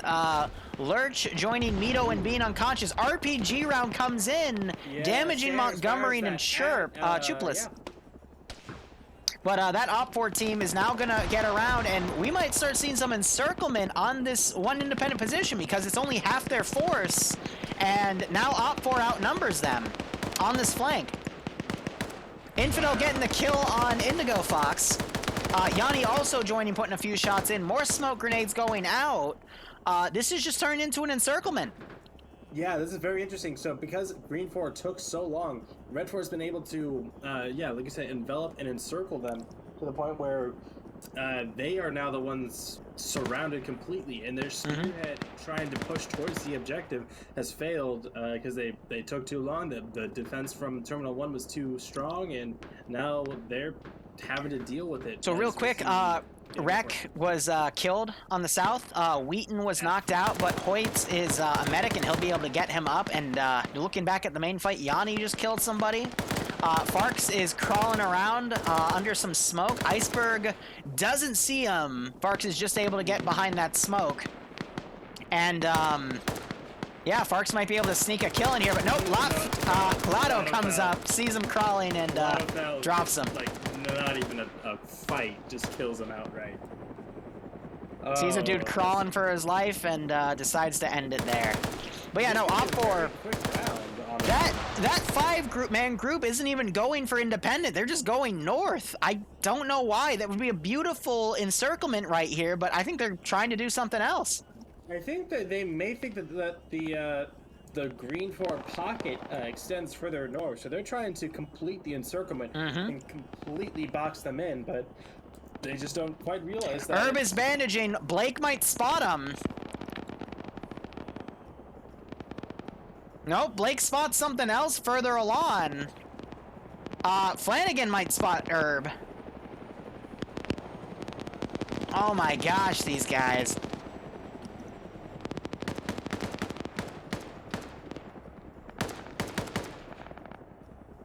Nemesis still doing his wide flank, might run into Herb as well. But what the heckity heck? Oh, Nemesis under fire. Oh, and he gets the drop shot on him by crouching. Yeah, that was dirty. I saw that. Nemesis is right in Herb's crosshairs though. Blake and Flanagan. I'm surprised I didn't see Herb moving over there, but Herb might be able to get some shots on people though. Herb is now maneuvering, might spot Nemesis and walk right on top of him. Yep, Herb is gonna get the kill on them. Oh, that entire left flank is open. Oh, no, he didn't quite realize. He gets Lado almost saving Nemesis, but there was just a 1-to-1 trade right there. Ouch. Yeah, just bullet to the brain, and then another bullet to the brain. Like, so by the way, Logan... What the hell happened here? One of the speedboat miniguns, Logan got some dudes, and they shot out some of the guys in one of the speedboat miniguns. Oh, come on, Logan. No, they killed some of the dudes in one of the speedboats, and they're trying to chase it down now. And the other speedboat came up. Do that. The other one's gonna end up going out of bounds. They're trying to deploy Give Me Your Milk so he can jump on. Oh no, Logan doesn't account for the carryover for speed. So that boat, they killed the driver in it, and it's just going forward. Yeah, so it is in out of bounds now. Yep, they tried to steal a speedboat minigun. That is, they killed the driver. I'm so glad we saw that. That's amazing. That is actually amazing. But anyway, Ramirez, Chupless, they're both down. Severe is going to double tap the both of them. Oh yeah, and Severe is now getting blue on blued by machine gun. Carlson is pushed up to the camp now. You're right. He does like to get really close and drop guys at point blank range. So this is a good call by him. Other side. Did he just put a chart? He just put an explosive satchel down, and I think he put it on a 5-second timer. You never know. That's not gonna do anything. That's not gonna do anything. It's gonna make for one hell of a good distraction. Stray Dogs is right there in the open. Carlson sees him. Oh, come on. Carlson gets a shot down and knocks him unconscious. He is able to get him, but still. Now Martin's coming around too. Op 4's rallied at second force. Logan's coming in. They might go for the boat again. Charge goes off. It is ineffective, unfortunately. Does absolutely fuck all except. Stray Dog wakes up. He is walking away. Cripple Carlson might come over and finish him off now. Oh, 3 shots to the head. Bam, bam. Back of the dome. And Logan is now trying to play pirates again. And they're tracking him. Oh, Martin gets the kill on Carlson, and that ends Carlson's little spree. But here we have Pure Paradise now coming in from the northeast. Hold on, Logan's trying to play piracy again. He's got so many things shooting at him. What is this? This is Logan at his finest, man. This is the Matt team with Logan. Whoa, we're getting on the rear chain gun! Come on! Oh! He's got that armor plating. Logan needs to get moving. And Warwick there's no one on the control. No, there's someone on the control. Logan is doing a really good job driving here. This is some of the best PvP I've seen. Holy fuck. Warwick needs to get back on the front gun. They keep changing seats. Yeah, they're changing seats because they're trying to get the positioning. But yeah, Warwick needs to get on the front gun and take out the minigun. The helicopter is now coming in and giving support. It's beaming them. They're all still up. None of them are down. Oh, those shots they're on target. Holy crap. And supporting fire coming in from the coastline. Logan's gonna pull back. No casualties on his boat. That's amazing. I think they got some hits. I saw some blood, but none of them went down. As they have both choppers. Both choppers are now chasing him. Oh my god. Only in Friday night fights, people, will you see this level of shenanigans. They're trying to take out the pilots or the engine or anything, but oh my god, this is just Need for Speed Hot Pursuit. Looking back, Carlson just got shot. He was able to wound Martin, but otherwise Op 4 are now going to be able to lick their wounds. Those 2 helicopters still chasing down Logan's boat. This is just a Hollywood movie at this point.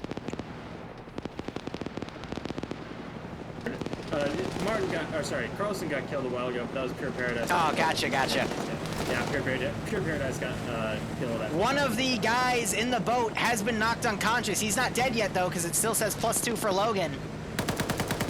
No, he's right He just woke back up, yep. And I'm surprised the Speedgoat is pulling around the other side. They might try to cut him off. They had to have buffed the health on these RHIBs. Because there's no way in hell with this much 7.62 that's gotten it that it is still alive. I'm just impressed at Logan's driving. Because driving these boats is not the most simple task in the world. So for him to move with this kind of dexterity is legitimately impressive. What the hell is going on? I'm being told that Paradise was able to get Pierce. Pierce was the Red 4 commander. Yes, Pierce. Oh yeah. So that's the head of the snake cut off for Red 4. And I believe Indigo was the green. Indigo was green 4. Yeah, he was shot by Nemesis in the opening volley or someone else. Op4 keeps switching their seats up, which is why Op4 can't get a beat. Logan just got hit. Logan. Victor bailing out. Give me your milk bailing out. Oh, a lucky 7.62 hit. Oh, no. He can still wake back up, though. They're trying to shoot at the dismounts here. But if Logan wakes back up, the choppers have pulled away. One of them getting gunned down. Or of course Chopper, he sees a second, he sees give me your milk. Yeah, give me your milk. He's gonna have to come up for air eventually. Also, I think Logan just woke back up. Oh my god. Oh my god. No, yes, he's up. Logan is up. Yep. As the 2 police choppers open fire on the suspect, leaving him no chance of survival. Logan slowed down. He's medicing himself. Oh, I'm sure. He's probably hurt as fuck. Oh my god. They're just waiting for Give Me Your Milk to get on the shore. He's gonna get screwed at that point.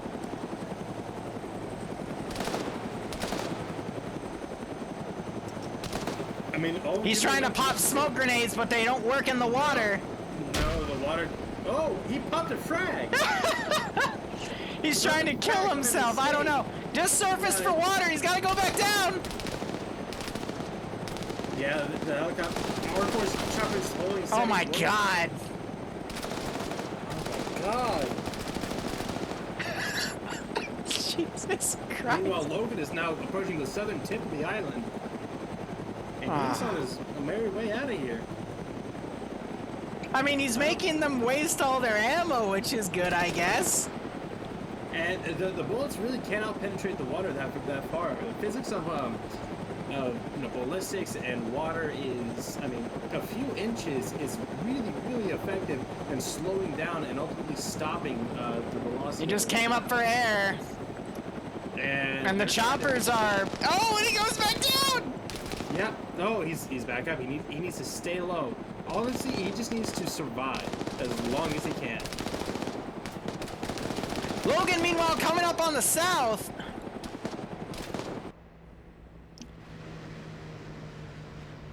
All Milk needs to do is just delay, because we actually. Oh, and Logan got shot. He was trying to switch from the driver's seat to the side seat to do a side swipe, but he went down unconscious again. The boat's now following him. Meanwhile, Give Me Your Milk is. No, Give Me Your Milk, he's being saved. There's a Red 4 team coming in. Yanni, Ludoville, and Finn, they've come in because they hear this helicopter Oh my fire. god. They've driven the helicopter Give away. Me Your Milk survives. Logan is back alive. But the chopper, Logan needs to switch to the driver's seat or something. Because otherwise he's gonna get shot. Logan just realized he's back awake. Logan, you gotta go, buddy. And he's going.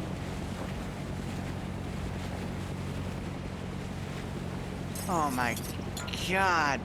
Giving a whisk on my coffee here. He's going off east. He might try and get back to the mainland. I mean, the best Logan could do is probably drive up to the other terminal. Tactical desync spike there for Logan. Oh, yeah. Maybe he'll coordinate. We do see Blake and Flanagan coming to the coast. I think Logan's going to try to get there so they can set up a machine gun and fire up at that chopper. We do have a PKP, so it is a machine gun Matt team. Yeah, and Logan, he's coming back. He's going to bait them.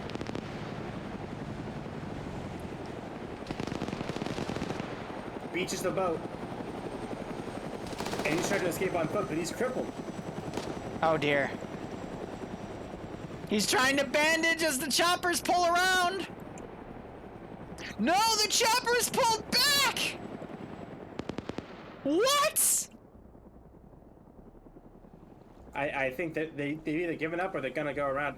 Chopper's opening up on Green 4 now, which is based.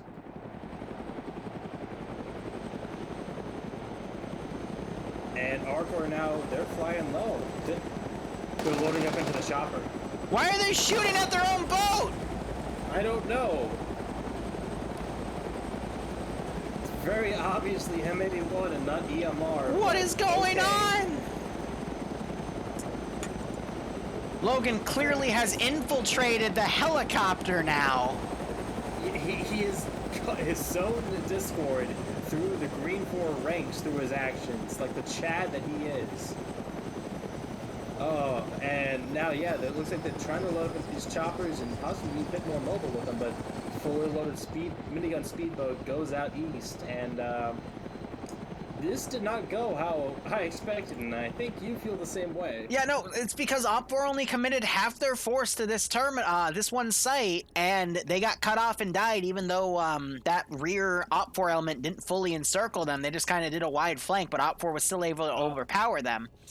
To answer what's that in the chat, that would be a good thing, but like they were shooting. Well, yeah. If you're gonna reload the belt, then don't shoot right next to your fucking boat. I mean, that's just asking to get blue on blue. Watching the tracers and watching his first-person perspective, it was at the boat. Yeah. But anyway, yeah, they're both teams are. Logan's running south. Oh, Logan. I mean, have you ever seen Scott Sterling? Have you ever seen those Comedy Central skits? That's what I feel like what Logan is right now at this point. Like, goddamn. Just instead of his face, it's just his antics and doing all this crazy, stupid stuff. I would have loved it if he was able to steal that boat, which... I'm going to try to track that boat down while we have a bit of a lull here. I mean, no, it's out of the play area. It's so far out of Oh, the play I know. area by now. I want to find it, though.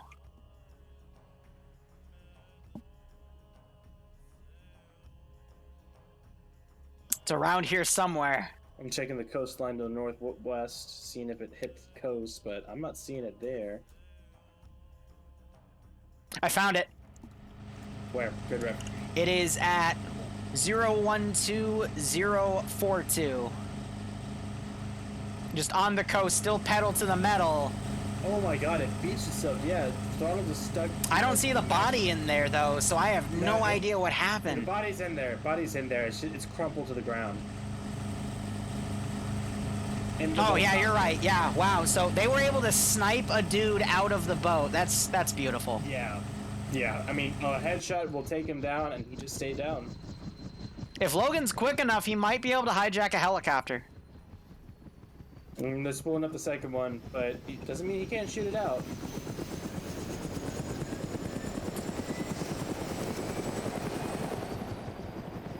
He sees him spooling up.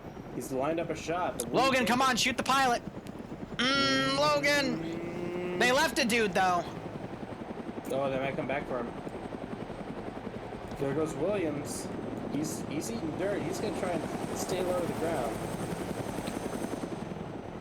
Come on, Logan! Logan taking some pot shots! Do it, Logan! Do it! Return fire coming in. Logan's too late. He needs to bugger out. Ah! Green 4 is repositioning to attack Terminal 3 and Terminal 2. I don't blame them. Are they able to? Yeah, it's all are active at the same time. I'm gonna be honest, I just feel bad for the people at Terminal 2. Because that's like Chief Carpenter, Nurisk, Boston, Gorski. Wait, no, Gorski was up there, wasn't he? Carlson was independent. He died on Terminal 1. Gorski, not... did I say Carlson? I meant You to said say Carlson. Carpenter. I meant to say Carpenter, then. See, the issue here is that Nurisk, who's really good at this, seen him do quite a few PvP things. He was the guy that did the first maneuver of taking an enemy gun and killing an entire squad before Logan blew his cover. But we see Patriot doing donuts over here. But I'm willing to bet Nurse will probably be able to shoot out a helicopter. It's just going to be a bit of time before they properly reposition. Yeah, and they're going to go for 3. I mean, it's going to take them forever, and that is time burned off the clock. So we have the 15-minute safe start. So we're coming up to 30 minutes in op. And yep, there are 32 minutes remaining. It's going to take them another 5 to get up to Terminal 3 and another 15 to 20 to get Terminal 2. So I think they're going to get stalled for time by the time they go back for Terminal 1. I think it's going to be longer for them to get to Terminal 3 because they don't know that it's empty. They're going to take it, cautiously because they're already dangerously low. Oh, well, no, I agree. But let's see, 100, 200, 300, 400, 500. It's 500 meters away. In a wedge formation they've got going, or at least something like that. If they just keep moving, it'll take about 5 minutes. But you're right, it could take a little bit longer. What they need to do is they need to fly a chopper overhead to check it out. Because by now, Independent has heard both of those missiles go off. So they know there's no guided AT that can take them out. Mm-hmm. So it's going to be tough for them. Instead, we're having a chopper come up to Terminal 2. Oh, come the fuck on. And another chopper's coming in close by. You gotta remember, these choppers are loaded with dudes, though. On the road. They see Patriot, and Nurisk is opening fire. Yep, he's short, though. Yeah, he needs to lead a shot. And so is Carpenter there. The other chopper is the one that's loaded with some dudes that they could potentially land somewhere. So actually, no, they're not loaded. No, those are the ones who are dismounted and they're heading to Terminal 3.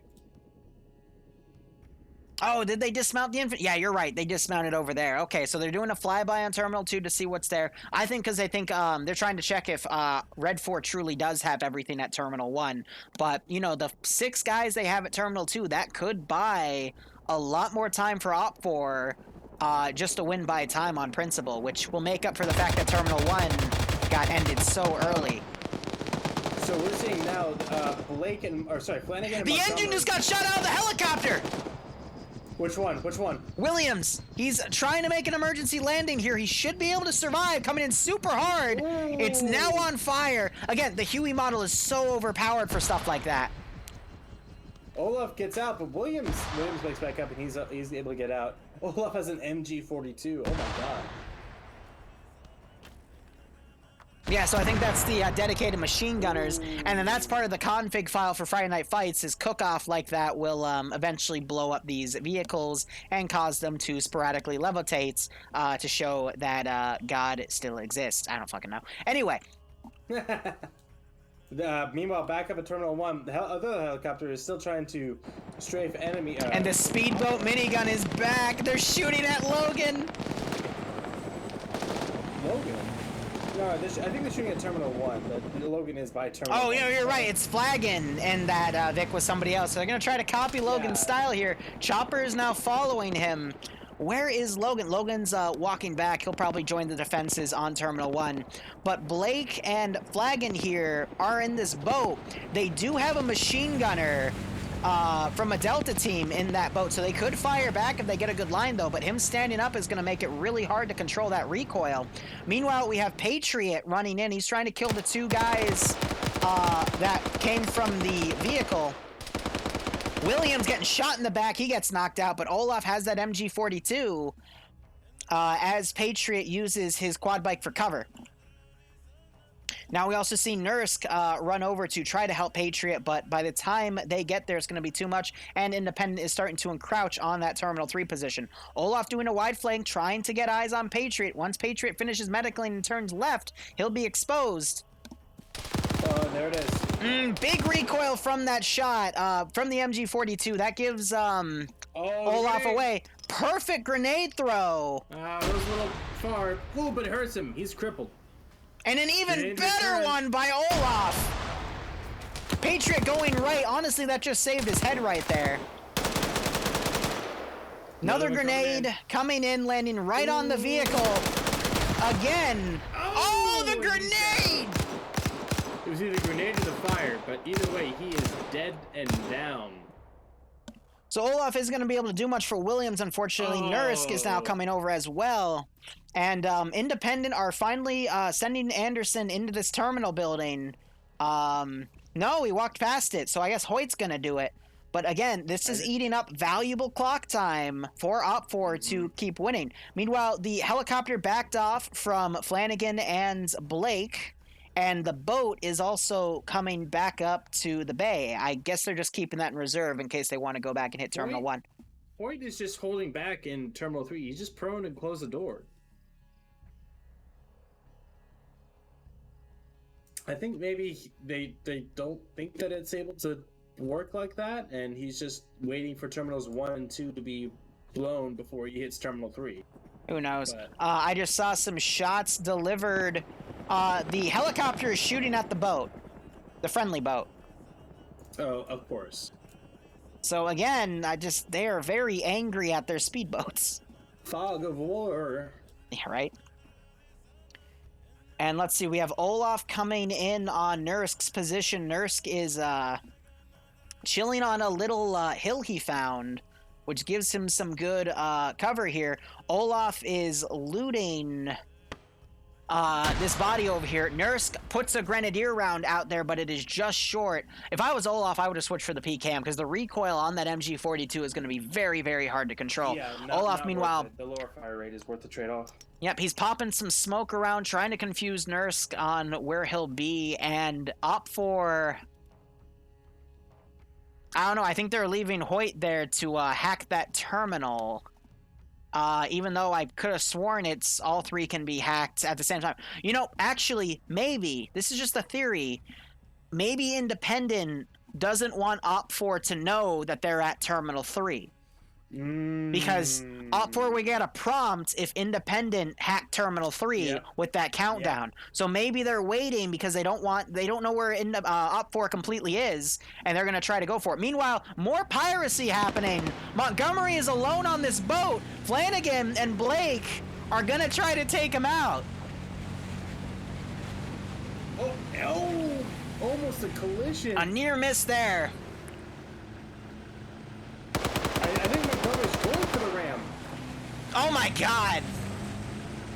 And there's these boats are like set to invincible or something, man. Like, with how much fire I've seen them take, yeah. They gotta call in for that helicopter to assist at this point, because Montgomery, he's alone. He's got to shift to like the rear chain gun or something. If he were to do that and line it up, he could probably kill both of these guys. But I feel the duel of the fates coming right here. Copyright strike. Ba. Ba ba ba. So yeah, Flanagan's still chasing it down so Blake can get the shot here. That helicopter's still flying to the northeast. It's moving north-northwest right now. Not gonna loan any assistance. But if that boat gets lost, then Independent's gonna find it tough to get back to that position. Dancing, but with guns. As the DC kicks in again, Montgomery. So it looks like Flanagan and Blake just switched positions or changed weapons. Oh! Montgomery! The madman! Oh my god. I think it killed his boat. I think it killed his boat as well. Probably, yeah, but he was able to get Flanagan and Blake to ragdoll. They're now in the deep. They do run a risk of drowning, but yeah, Montgomery's gonna swim it out too. It's a stalemate. Let's see. Flanagan, yeah, he's swimming to the surface. Blake is swimming to the surface as well. So they're gonna have a nice little. It's whoever gets to shore first. Blake also swim. Nope, he's swimming in a different direction. Wow. All right. They're gonna try and get their bearings, I'm sure. They've all breached the water. They're all gonna survive more or less for the time being. So that, I'm not gonna lie, that is only gonna hurt Independent because they will take Terminal 2 because they have that numbers advantage. But how are they gonna get back to Terminal 1? They have to use a helicopter and they have to take multiple trips, which means Op 4 is gonna know they're coming, and it's also gonna take more time, which is just gonna be tough. We're coming on what, like 25 minutes less than. Blake and Flanagan see Montgomery swimming away. They're in the middle of the ocean, so they're swimming to the opposite end. But with the Terminal 2, they have 4 Red 4 there. We have Olaf on the western flank, and we have 9 Int4 coming in from the eastern flank. So I think Int4 makes their push. Olaf is going to be able to come in, and it's going to be a light sandwich. But go ahead. So we're seeing a MG team now firing at Montgomery. It looks like Blake and Flanagan, since they are an MG team as well, they're probably all in the same net. And they're going to try to snipe out Montgomery before he can do anything, which is a good call there. Meanwhile, Huey is flying over Terminal 2's position, and we're going to see 4 dudes try to defend against, 3, 6, 9, 10 dudes and a helicopter. That is going to be one crazy Last Stand Alamo situation there. Can't wait to see it, but for now, we're just having people swimming around after a nasty boat. The helicopter does not have a gunner in it. It's only yeah, so he's they probably ran out of ammo because they used all the ammo on the boats. That's pretty possible. That's definitely possible. Definitely possible. So I think they're just keeping it up there as like a shock factor, maybe to draw attention away from that MMG. Yeah, because we see it. It's yeah. Gorski can faintly hear it, but I don't think he can look up high enough to actually shoot at that helicopter. Yeah, what does he have? Just he's got the cord, the 4-legged cord. Yep. Okay. So you know, it's 12.7 nasty round. It can definitely shoot the pilot out. I mean, Nursk used it to shoot the other helicopter out anyway. Go ahead. The cord is actually 14.5. The Dishcom and the NSV are 12.7, but the cord is 14.5. Oh, so I didn't know that. Yeah, my autism knows no bounds. The more you know. So yeah, that explains how it was able to actually damage the engine of the other Huey and knock it out entirely. Mm-hmm. But anyway, we have Logan. He is on the docks. He is going to welcome his men over here as they arrive on the shore. And the other D team... Who's going to welcome his seamen? Oh, stop it. But otherwise... they were suppressing back where Montgomery laid landfall. And Montgomery, he is on his own now with no easy way to get to Terminal 1. He could do a wide flank and southern push along the island of Lilasari, but time is limited here. What needs to happen is the helicopter needs to come and pick Montgomery up. Help him... I gotta cut you off. So Gorski is dedicating that HMG to shoot at the helicopter, basically baiting it as we have these 10 infantrymen starting to encircle this AO. So that's going to make this into a 3v10 because Gorski's going to get distracted. He's giving his position away from it too. It's just going to take a single one tap to get him. So I think he is not leading the shots nearly enough. Yeah, but I mean, the Huey's also flying super far off with no gunner just to distract. We're going to probably see Bridges over here get the headshot kill from range. But yeah, that's a really good baiting effect. Boom, there goes Gorski. Gun is still alive though, so maybe Independent will take that. But yeah, that was a good call there. Bridges comes in, kills Boston. Oh, really? Yep, and now it is 2v10. Independent, look, they're climbing on these little rafters trying to find little murder holes here. They see Norse moving up. Oh my god. Yeah. They blocked this entrance off, but they're able to now peek over with it. With those Hescos. As long as they don't armor themselves. Yep, so Wheaton has to find one of the two small doorways here. We just heard a grenade get thrown in. Frag went in right next to the two dudes. Norse almost armored himself, but he managed to recover. And we're seeing some of the Independent guys shoot at the body on the Vic. Another grenade gets thrown in. Firefighter comes in, gets shot in the face by Norse. Norse is now firing. Wheaton gets a shot through the wood and knocks him out. All right, now we're having some good Alamo level shit.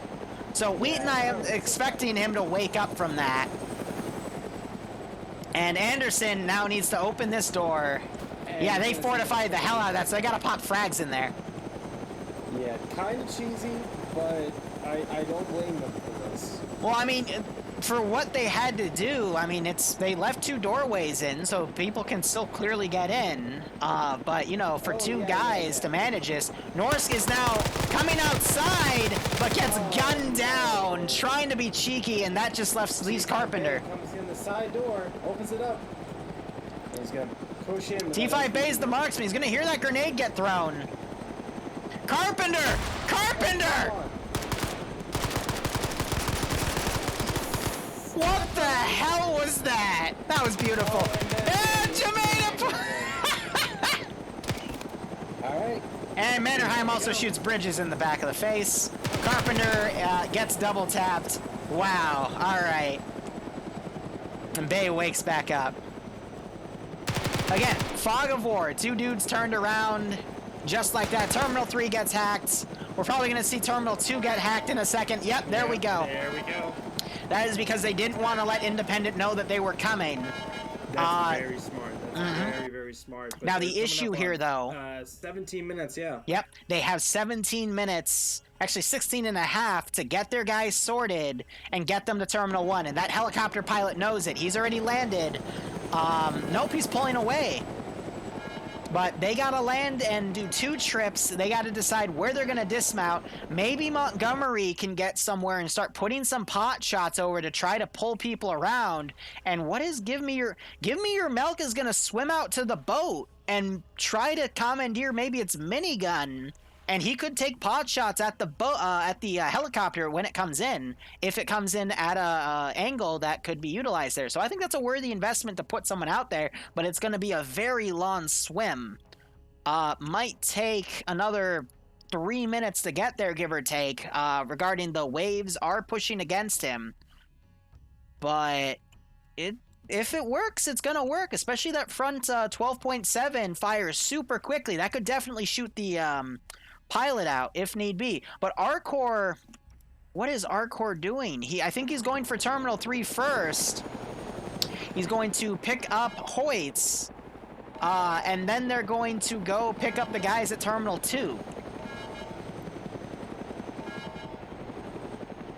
And I think they're doing this because they don't know if Op 4 has any guys around Terminal 2 to come and counterattack. But they know that Hoyt's clear because there's no guys around Terminal 3. So they're going to quickly come up, pick up Hoyt.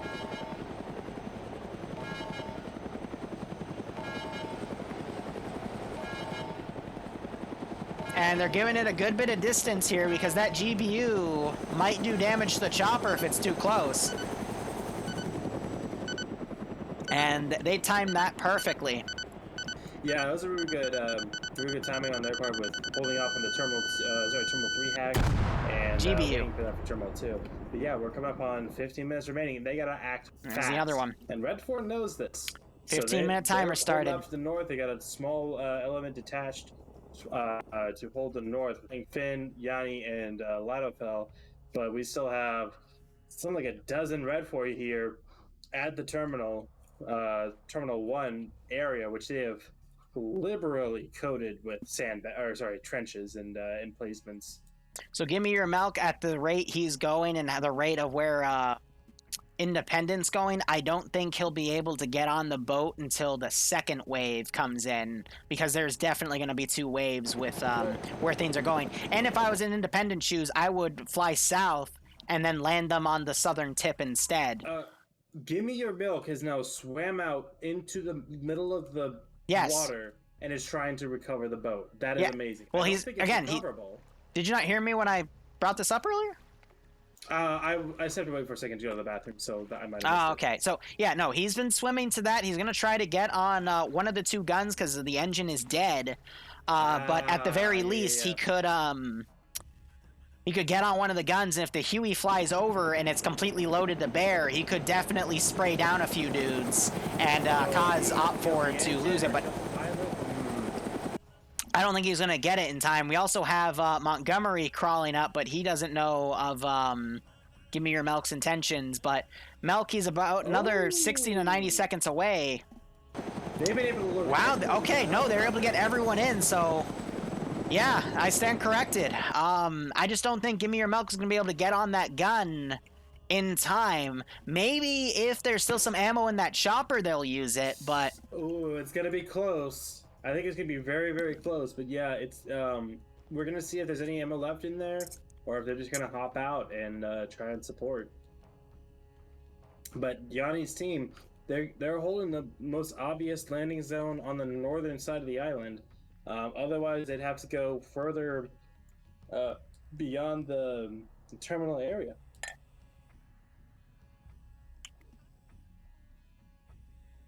So we'll see what happens. Yeah, on their current vector, they might be going to pick up Montgomery, but I don't know if they got the room. Oh, Milk is so... If only he started going a bit closer, would have been in perfect position to take the boat out, or take the helicopter out. Oh my god, you could not ask for a more perfect thing for the helicopter to do, but Give Me Your Milk is out of position. Oh! Below the water. He heard that helicopter coming. He went below the water. That's gotta suck. If only he thought of it like a minute earlier, he could have been on that rear minigun and sprayed that boat down, sprayed that helicopter down. God, that's gotta suck. And now with Montgomery on that tiny little peninsula, he's gonna be able to snipe. True. What's that? There. Yeah, Montgomery does have a light anti-tank with him, so he would be able to counter that boat because he could get up to the reeds and make like 150, 200 meter shot here. But God, disembarking his payload. I'm gonna be so. If there's still ammo in that Vic, they're gonna use it. But if not, they're just going to leave that helicopter there. So, yep, there is a +1 in there, so that helicopter's still going to be in play. Give Me Your Milk is going to be able to get on those miniguns and at least shoot at it when it orbits around your biased position. Op4 sent 3 guys, part of Scandy Recon, up to the north to watch for any obvious vectors coming in, as you predicted. But by now they have to know that they're going to dismount on the southern side. And we also have Stanners here out and about. This is tough. And there we go. Give Me Your Milk is in the boat now. Iceberg was aiming at the helicopter with his RPG, but he holds fire and switches back to his AK. That's a suppressing fire, making him wave off, letting him know that there's a lot of fire there, which might work. I don't think it could work against Red 4, really. But Montgomery now attempting to swim across. Oh, really? Mm-hmm. One guy at the proper flank. We've seen Logan do crazy shit. I think it is Montgomery's turn.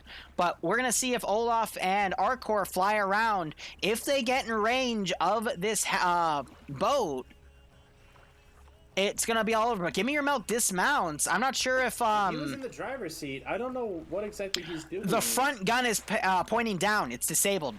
Yeah, I think the front gun is disabled, but the rear gun is...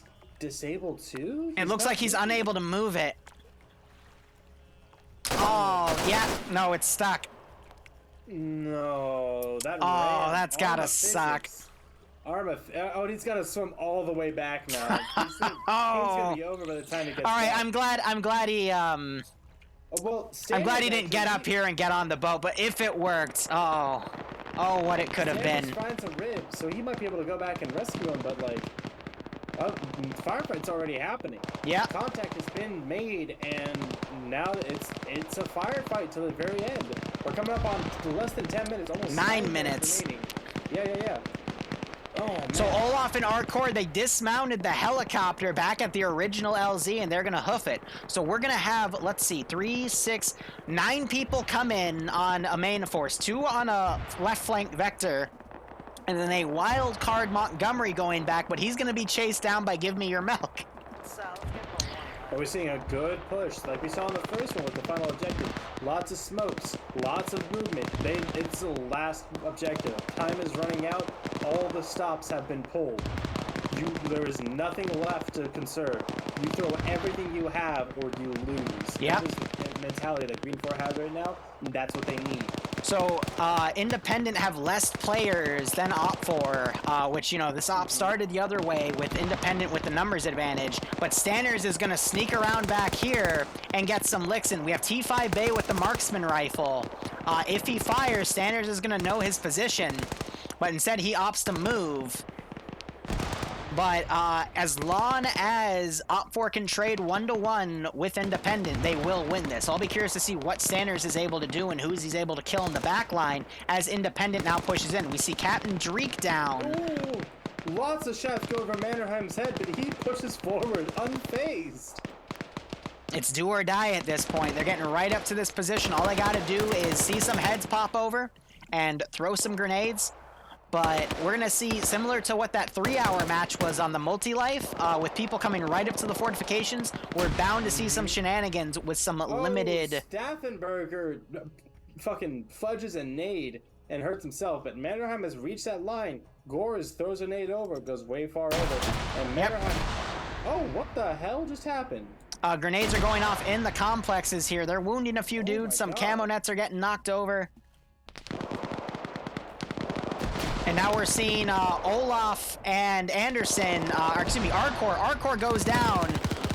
Yanni goes down to Olaf by that MG42, and Lotto fell, getting a good grenade throw in front of Olaf, but gets wounded by the power of the MG42. So Finn might come down and finish Olaf off. But looks like Stanners has missed his opportunity here. Op4 is still pushing in. Give Me Your Milk is going to the Ron Beach. So he's probably not going to be in play anymore. Oh, no! Mannerheim was taken out by Staffenberger in the bunker. Just wasn't able to land that headshot. Warwick, meanwhile, in a 2v1 here. Iceberg also has a nice little murder hole right here. So they're popping a lot of fire over here. Meanwhile, Logan is alone with Anderson, Bridges, and Wheaton coming up. Stanners... Firing off into the forest, but... Yep, Stanners needs to push in because he's too far behind. He needs to run up on the rear and take people out because Green 4 is being very dedicated here, and Montgomery is also coming from a different angle. Bridges takes out Logan, and that is the eastern bunker complex taken over by Green 4. Oh! They can move in now, and they're coming up on 6 minutes remaining. They need to get this is close. We don't know if overtime works in this. They need 1 minute 30 seconds to take this first terminal. Warwick's shooting at Infidel. Infidel had a battle buddy, but he was out, and Iceberg gets Warwick through the little murder hole he made. Probably really happy about said murder hole. And now we're seeing some shots going off at Infidel. Infidel also suppressing on the left. Olaf is probably, he bandaged himself a bit, but he's going to have to push on. And let's see. Montgomery's still further back, but T5 Bay and Anderson, Wheaton also still up. This is very, very close. Wheaton firing some pistol shots and gets blown up by a trap charge! Oh, it's the first time we've actually seen that work, and it worked so well. Send his body Bay coming around shooting Gork in the back of the head here. Flanagan doesn't know where it came from. Bay trying to vault through as well. Flanagan steps up. He's going to get shot in the back of the head as well. Come on, Bay. Use enhanced movement. Double tap scores. Infidel! Infidel doesn't see Bay! Oh, it takes a 760 to the spine, but Bay has to be low. Oh, that trade with the handgun! They trade! Oh my god. Oh, that's unfortunate for Greenford, but holy shit. And I think it's just Anderson left. Anderson and Montgomery are the only two left. Olaf is also up. He's a little far off, though. It is now 3v like 7 or 8. Memphis is still off on the north. He made his way to he's done for. There's no way he's gonna get back to this position in time. No way. Flanagan's staying in this bunker, waiting for Anderson to come in. Come on, Anderson. I know you know enhanced movement. Come on, you gotta just hop over the Hesco, man.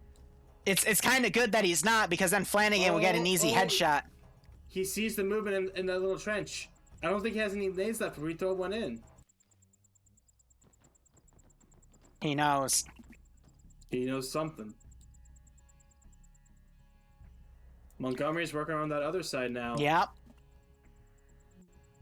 Oh, Anderson enhanced moving up, gets Flanagan in the back of the head. Nice. Oh. Montgomery makes his way to those sandbags. Olaf just got shot dead by Stanners, so Stanners came back in and managed to get a shot on Olaf. Oh. What is this? It is 2v5-7. Because I'm not counting Melk yet, because by the time Melk gets on the main line, it's going to be over. Stanners is coming behind. Montgomery's coming up. Stanners gets alright, coming back around. Almost gets shot by Finn. Finn misses the shot. Stanners will have to come up, double tap Montgomery. Honestly, these guys' camo, it's pretty similar. Finn is throwing a grenade up. That's a smoke, trying to cover himself. Yeah, Anderson now running around. Iceberg spots him out though, that interior security. Iceberg working that forward. Montgomery wakes back up. Stanners doesn't realize it. Oh, now he realizes. Stanners double taps him. Anderson's crippled. He's now firing up at his position. GP goes right over Anderson's head. Then Iceberg has another one loaded. Oh! Anderson's down. And now we need the double tap on Montgomery, and that will be GG. So, overall... I'm going to say play of the game was the boat stuff, because that's what drained the helicopter's ammo, so they weren't able to support in this final push. If Independent still had a helicopter to utilize and to make Op4 kind of duck their heads and whatnot, that would have tunnel visioned them, that would have allowed Op4 to continue pushing up. So there's the last kill, and that should be all of Independent eliminated. As a person on the receiving end of those boat shenaniganeries, fuck that. Fuck. So my gunboat got hit with a rocket at the very fucking beginning of the engagement, and it crippled both the turrets. There was no way to. Both of the boats had no way. What to a fight round. the fucking pirates. The pirates? Yes, we were calling the pirates the whole time. Oh my god. Oh my god.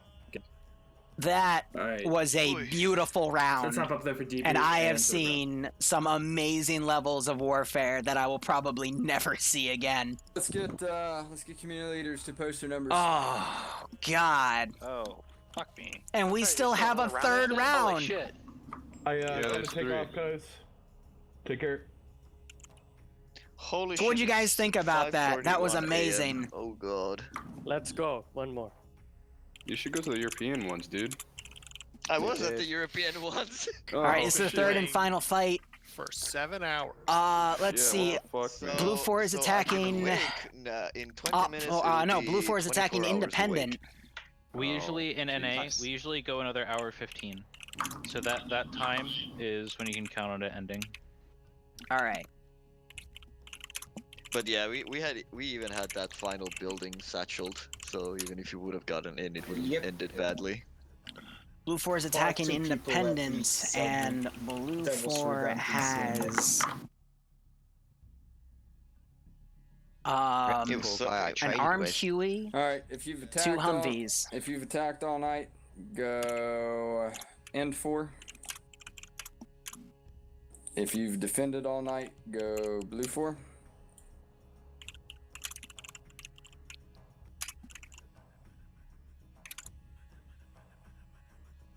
Has 2 UAZ technicals and static MGs.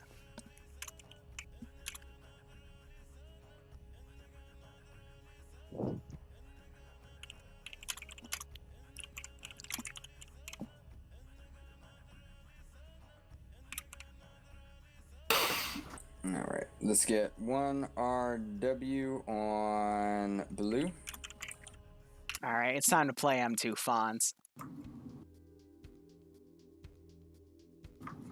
Roger. We're gonna take Bravo, guys. Let's get CSC. You all are blue.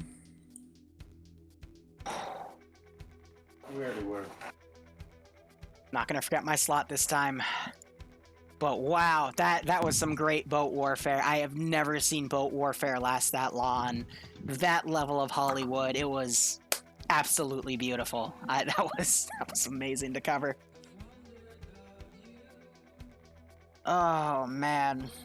So thank you for joining me. If you've been with me since the beginning, I appreciate it. This has been one crazy batch of operations here. And let's see what this last round entails. Leadership is there for. We gotta go feed Logan's ego with some highlights after this, because holy crap. I'll take it. I'm gonna finish off my coffee I made here. Martin, can I get my boy Flanagan as the platoon sergeant? Thank you. Let's get second. Hot damn. Green. How are you guys doing? Who is Time Lord? If you're still here, thank you for joining us. Enjoy the rest of your day or night. Mannerheim, go to request permissions real quick. Logan the Pirate King. Oh, man.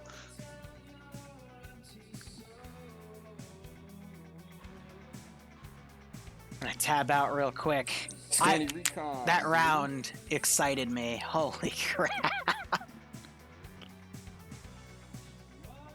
I'm not sure if Logan's still in here. He might have called it. SOG. Nope, he's still here. Okay. Go green. AA, go blue.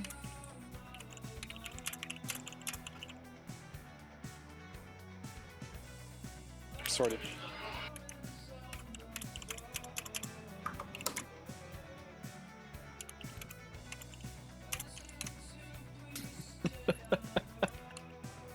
I just DM that to him, because why not? And if the Cadian member is still here... Logan versus blue. Nemesis! Oh, we need a 1v1. Go blue. Because we've had Nemesis, one of our favorites tonight. Logan, one of our favorites tonight.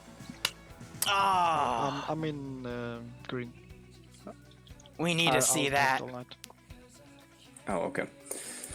Yes, it was Logan who SOG, killed I'm Platoon gonna do HQ that. in the I'm first gonna do round and tried to I'm sneak sorry. in, but was completely cut out of position. Excuse me.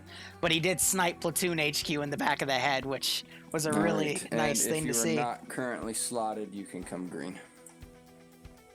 Oh man, so Blue 4 has a 25% number advantage. That's gonna make for another like 6 to 8 dudes on their side. Here for green 4 platoon lead. Blake is going to lead Blue 4. Wow, Looks like he's got things mostly in Alpha, some stuff in Bravo as well. A few guys in Charlie, and then a pilot and a gunner. Logan's gonna gun! Quick question for the mission maker. Man. Do we need to have Humvee driver, gunner, commander, etc. to actually control them? Like, is it keys? No. Okay, then I would just like at least one group to take the MMG team. Can I get Charlie 1 to move to one of the MMG teams? Blue 4's going to respec one of their guys to, they're going to make Charlie the MG team instead. Don't believe we do. Okay. Well, anyone else? Blue 4 doesn't have a MAT team, can. though, to That's, take out to you. those Alright, UAZs. that's all for me. But otherwise, they're going to basically keep Alpha and Bravo. They're going to have an MG team as a Delta for some good Overwatch. And they're going to keep Logan and Patriot in that armed Huey. What's worrisome about it, though, is does Independent have a MAT team? No, they do not. Delta 2.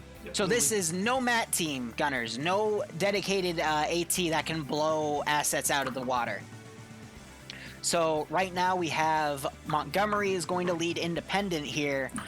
He has everything spread out around Alpha and Bravo. But we'll see what he decides to change here in a All second. I need is team leaders for Alpha 1 and Alpha 2.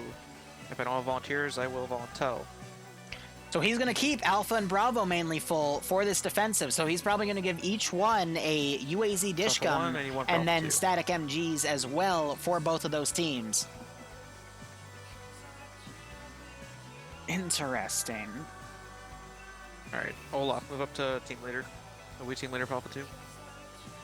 Alright. Green 4's good. All right, Don't push so it. Arcor either. that's gonna mean I'll just take the lead. they're gonna have to rely Delta on their 2. static MGs. It's only gonna be 12.7 though, unless they get cords, which are gonna get that 14.5 millimeter to make it a lot deadlier. Arcor Delta 2. Got it, Good. Go. Blue's good. Alright. Barbarian just let's DC'd. Push to match screen. You might call it for the night. Might be too drunk. Oh, that's a good question. What side is Nemesis on? Can't wait until one of I these missions where don't Anderson throws his see curveball Nemesis. and Oh, pushes wait, no, together he's in against TeamSpeak. AI. LMN. Nemesis is That Blue sounds 4. fun.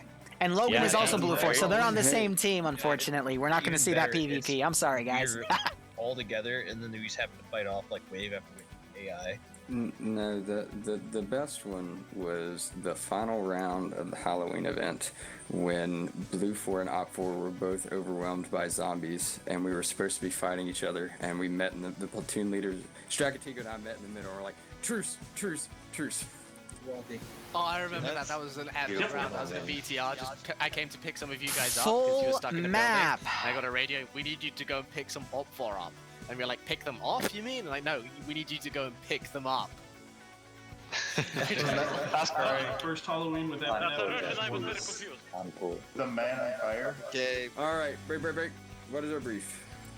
Attack, defend, and terminal hack. This one is sequential. So, in case you didn't know, the difference is when it's sequential, you'll see one says active and has a All right, cast. I'm going to one go says down to my inactive. casting couch channel. When they're not sequential, they will.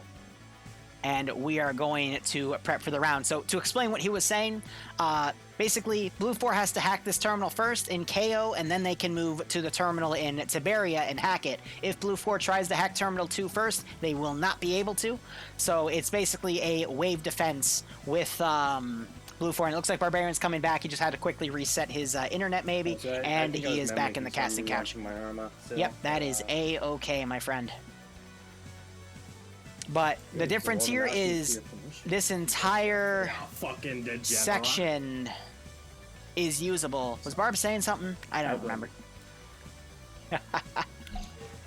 But Blue 4... So, what is happening as far as this up? All right, so Blue 4, just to cue you in, let me scroll down to the casting couch so I can see your mic queue up to make sure you don't cut out and whatnot. Blue 4 is taking 2 infantry squads. They have Patriot flying. Logan is going to door gun the 240 Bravo on the side. We have a marksman in play for Blue 4. I don't remember who it is. It's Stray Dog from the looks of it. But I'm also seeing Gorski. I don't know what role Gorski is, but I keep seeing these guys with 7.62 weaponry, just no scopes. So that's interesting to see here and there. We do have some guys still loading in, though, because we see that NATO base kit. I think these guys are Marsoc, though, because they're given scars instead. So that's what I'm seeing. But Blue 4 will probably assign a a Humvee to each squad because they were asking about that in the brief.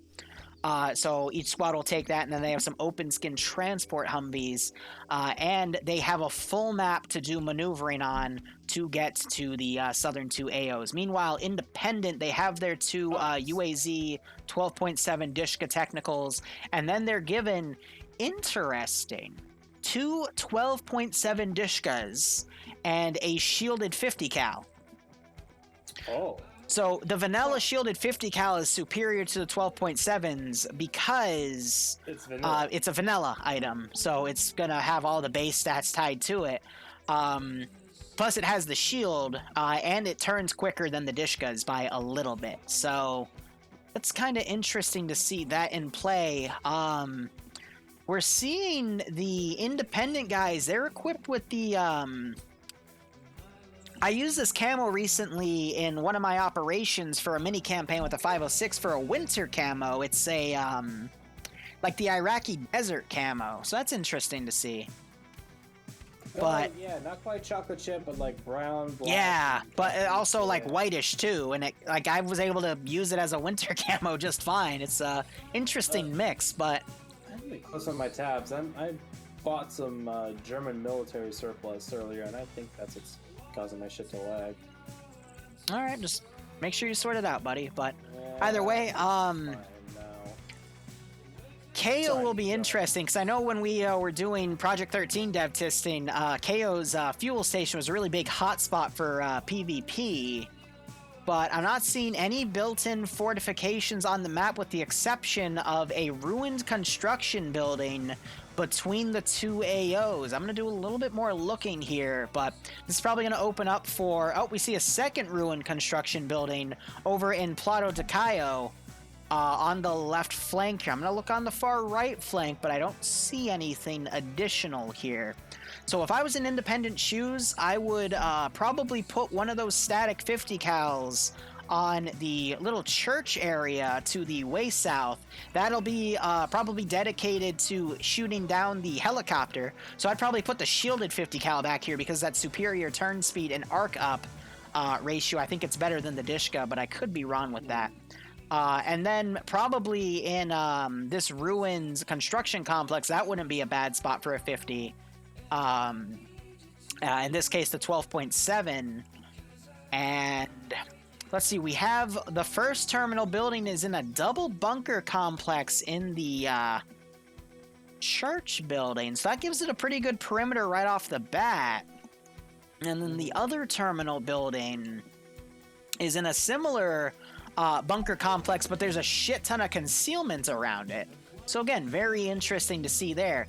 The second Dishka, I would probably just keep it in reserve until I knew where Blue 4 was going and then try to set it up in a kill zone to catch Blue 4 on. Because with these AOs, there's just a lot of open ground all around KO. So Independent could just get a lot of units, find some good positions, build in their territory with some fortifications, and wait for Blue 4 to come in. Meanwhile, if I was in Blue 4's shoes, I would not want to approach this AO first off, but if I had to, I would probably try a vehicle rush with an armed Vic in front to cover, and then try to balls to the wall, blitz the northern part, and dismount my troops. Probably keeping a machine gun team and the marksman on a decent overwatch position, and then work from there. Maybe maneuver some dudes on the Huey too, but that's better on the second objective where there are a lot of places that the Huey could drop off troops. On the northern one, there really isn't any good dismount points for the Huey because it's just all open terrain. So I'll be curious to see where Independent put their forces and where Blue 4 tries their ingress vector on. Yeah, like you said, a lot of open terrain. There are some pockets. I would say just east of Cayo, about 097059, they could possibly park it behind that hill. Yeah, just enough defilade. I'm grasping at straws for this. There's also behind the water tower, but then no, I mean you're right. Like that. That's a pretty good spot for a Huey to go, and it gives them some roaming hills, and then they could smoke going up. And it doesn't really leave that many positions for Independent to go, but there is a building I'm looking at that is enterable with the red umbrella, where they could get on the second story of that. And then they could build a bridge between these two buildings, and that would have some pretty good overwatch eyes on that vector. So it's tough. I feel you. I feel like that's so specific. It's literally like the one option for Terminal 1. Maybe some others, like I said, behind the water tower or something. They have this busted construction site down here to the south for, I guess, some intermediate cover between the two terminals, which I can appreciate, but I don't see it reflected on maps, so that might be a shock for the attacking force. But otherwise, yeah, a lot for attacking Terminal 1, lots of open guns to approach. We all need alcohol. Once they get into the town, it's urban fighting, which is very costly, just generally speaking. Yeah. Once they take it, and they have a lot more flexibility using the terrain, lots of hills, lots of peaks that they can use. What do they have for mobility other than the Huey? Do they have any Humvees or anything? Blue 4 has 2 armed Humvees and then a bunch of open skin Humvees that can take 8 people each. So a lot of room for that, but I don't know. I'm still looking at Independence ability here. They're sending guys back to Terminal 2. I would say screw Terminal 2. I really like where Terminal 1 is, because if you pull guys in every flank, you could honestly just lock this place down because there's so many open kill zones to bait Blue 4 to go in for, but I think they're going to spend most of their guys fortifying position 2. But position 2, I mean, you've got big hills next to it. You've got, so the big hills are covering the northeastern side and the southern side, so that's leaving a lot of room for Blue 4 to come in on. Just, but at the same KO time, is such a good spot. KO is such a good spot, and they don't have to worry about Terminal 2 if they don't lose Terminal 1. And with how dense KO is, KO, whatever, there is... it feels like they should put their eggs in one basket, and the Humvees that they have, shoot them out pretty easily, or they can shoot them out pretty easily. This tower is accessible, by the way. Huey would be the one thing to worry about as far as mobility, but with all the open ground, that's that one spot for them to take, which isn't well reflected on the map, in my opinion. So, by the way, there are 2 towers on that church on Terminal 1, and they're shuttered, so it's really easy to put dudes up there. This is screaming at me, use it, but again, we have the benefit of having a bird's eye view camera and seeing all the information. Independent only has the map and their best guess, so... But, I mean, it's surrounding, so that also there might be some prior knowledge as well, but for the most part, yeah, you use what's given to you, and they're trying to use their map as much as possible, but... Because it's a majority of the forces that are going to Terminal 2. It feels like Terminal 1 is meant to be a speed bump, not a stop, you know? Yeah. I don't know. Again, we see some great calls that are made in Friday Night Fights, then we see some ones which, it makes us think what could have been. I don't know. I just think if they were to coordinate the statics, coordinate the technicals, build around basically the block that this place is on, box it in with a perimeter and set up 50 cals, it could be a pretty good position to basically maneuver things on. And there's plenty of buildings which you can partially enter and set up ambushes from. This town could literally be Blue 4's worst nightmare, but unfortunately, Independent is just trailing a bunch of forces, and they're going to garrison position 2, and that's going to spread Independent thin for Blue 4 to probably take advantage of some craps and KO's gaps and be able to probably take the terminal with minimal to moderate casualties. Yeah, did you see what the specifics were on the number difference as far as... It was like 3328 or something. Yeah, I'll do a quick head count while you speak. Go ahead. Yeah, 4, 5, 6, 7, 8, 9, 10, 11, 12, 13, 14, 15, 16, 17, 18, 19. This is a linear 28, 29, 30, 31, 32. 32 Blue 4, by the way. Remember that. 32 Blue 4. 32 Blue 4. 32 Blue. Gotcha. But the terminals, it's linear. They have to take Terminal 1 before they take Terminal 2. They can't back cap or rush around and push the flank from behind. Because I can't take Terminal 2. They don't have that option. So it's 32 to 26 Blue 4 to Op 4. Oh, that's pretty close. But yeah, with how little they've spread, or how much they've spread out, rather, how little amount they've left behind in Kaio, it's Kaio, whatever. It feels like a miscue. So something Chad is pointing out to me, though, Independent, though, has a very big disadvantage, though. Do you know what it is? No. Blue 4 has both Logan and Nemesis, our MVPs from NA and EU, respectively. EU and NA, respectively. Nemesis from EU had a really big amount of great plays, and Logan has been powerhousing tonight. So we'll have to see what goes where. Logan being the chopper gunner of the helicopter, and Nemesis playing with the Scandi Recon and TSV presence unofficially. Yeah. So this should be crazy. Scar 17, or Mark 17 with Scar L with the 7.62 NATO. Logan has also a Scar 17 with irons. I'm going to see the specifics. Logan looks to be just a rifleman. Nemesis is a medic. Yeah, so all the team leaders are up here. So, I mean, it's not, they don't have the LMGs, but those Scars, they're going to be doing some damage. I want to see the green force kits, because you said they were like the Iraqi desert camo. but looks to be not quite Russian. Looks like just a chest rig with some armor in it, but not the Russian stuff. So all the statics for Independent have moved, by the way. I'm trying to track where they've ended up, but it looks like one squad is going to be left to defend Terminal 1. And the rest of the force is going to go defend Terminal 2, but one UAZ is being left for the northern group, and then the southern group is also getting one UAZ. I just don't see where it went. But as I predicted, there is a 50 cal on the southern church. They're trying to find a good position for it, but again, that's going to be really good overwatch for the helicopter that'll come in. Not much time though. They got 2 minutes left.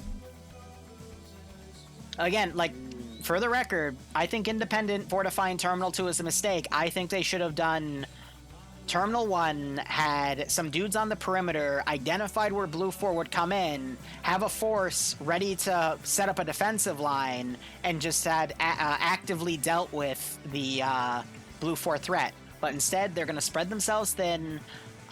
They've got more forces in Terminal 2 than Terminal 1, and that's just going to break apart Independence forces and make it easier for Blue 4 to come in and do an entire sweeping clearing action. So we'll see where it goes. We got one Dishka on the back church. We're still looking for that other Dishka and that 50 cal, but I'm sure Independent will find some good spots to keyhole those positions with those assets as soon as we see them. We'll see them on the map in when they're utilized here, but I am looking hard. And it looks like they're also fortifying the southern church a bit with some bunkers and whatnot. I guess that's okay. Honestly, if they just had the 50 cal into church and pulled it out when they needed it, that could also work, but I can also understand that, you know, that would mean they get easily picked off by the marksmen, so we'll see. Wait, look, Hoyt has the reinforced M2 out in the field north of the church. Okay, it looks like he just dropped it. They're taking it to the church on the very, very south tip. But yeah, I'm with you as far as like it should have been 2/3 at KO Hoyt's bringing and up then the 1/3 at Tiberia. I get why, you know, they're playing it as a speed bump and then the main force, with how defensible, easily defensible KO could be. Yeah, it just feels like because Terminal 2, I mean, it's not defensible at all because it's all concealment and then 2 little bunkers. So it just, I don't know. I feel like it's the trap answer, but shit happens. Mission has started, and like your traps, so I we'll don't see know what where happens. Jesus Christ, Barb. I don't know where that other Dishka is, but I'm sure we'll see it in play. Maybe it flew off into space and got armored. We'll have to see how things go. Meanwhile, Blue 4... their chopper is up in the air. It is just Patriot and Logan on it. Otherwise, they are taking almost all of the Humvees here. We'll see where they decide to go. Bravo is managing the Humvees that are armed, and that's going to leave Alpha to take the unarmed ones, but part of Bravo is also in the unarmed. Oh my god. What? Logan is in the Huey as a Yes, passenger. with the gun. He's Barb, we've not been the over gunner, that but- twice. I'm sorry. I'm Barb. I blame the alcohol, dude. I'm trying, man. Stop It's drinking. a bit up in the eye. No, I'm gonna drink more. So we have Patriot and Logan already flying in with that Huey, probably for some early game harassment here. Independent on Objective 1 are super spread out. It's one guy on the flank here with the UAZ Dishka. Carlson's moving around in the back line. He's a combat engineer, so he can put a charge. He's already been by the spotted. terminal, but I don't know if he has or not. Let me go check. Olaf solo crew in the UAZ Dishka spots the Huey flying around, possibly to go on the south, and we still have Hueys coming in on the north. Humvees coming in. They did an early dismount, probably trying to get on an overwatch point to plan their route to see where independent forces have come in. Yeah, I'm not seeing a charge on Terminal 1 from Carlson. Again, pretty obvious play to make. Easy trap. Gets you at least 1 kill if you pop it off quick enough. I'm gonna look around real quick for that charge, but you are right. I am not seeing it placed, and it would blend in pretty well with the grass if you were to put it in the corner of that bunker. Boston's up here way northwest of KO, way to the west, by the military training grounds. And Dewey's flying harassment. I think it's doing a faint landing because we have Montgomery and Warwick over here. Logan and Patriot, they're flying low right here. Logan is... yes. Classic. Classic maneuver right there. Logan just fell out of the helicopter and died. And he's dead. And he's dead. Okay, well, so much for that. Rest in peace. Oh no, Logan. Big F.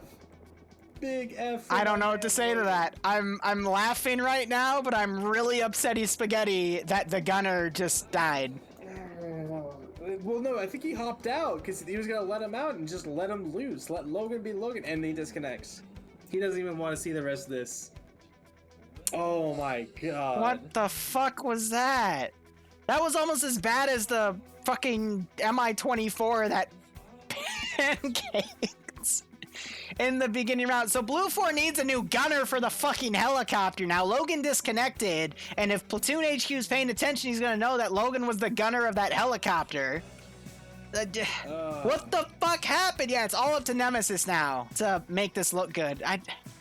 Damn it, Logan! I had my hopes up. I feel cocked. Mentioned. What about the Zeus fix? No, there's no Zeus. This is PvP. Yep, there is no Zeus. Scripted. Yeah. Purely scripted.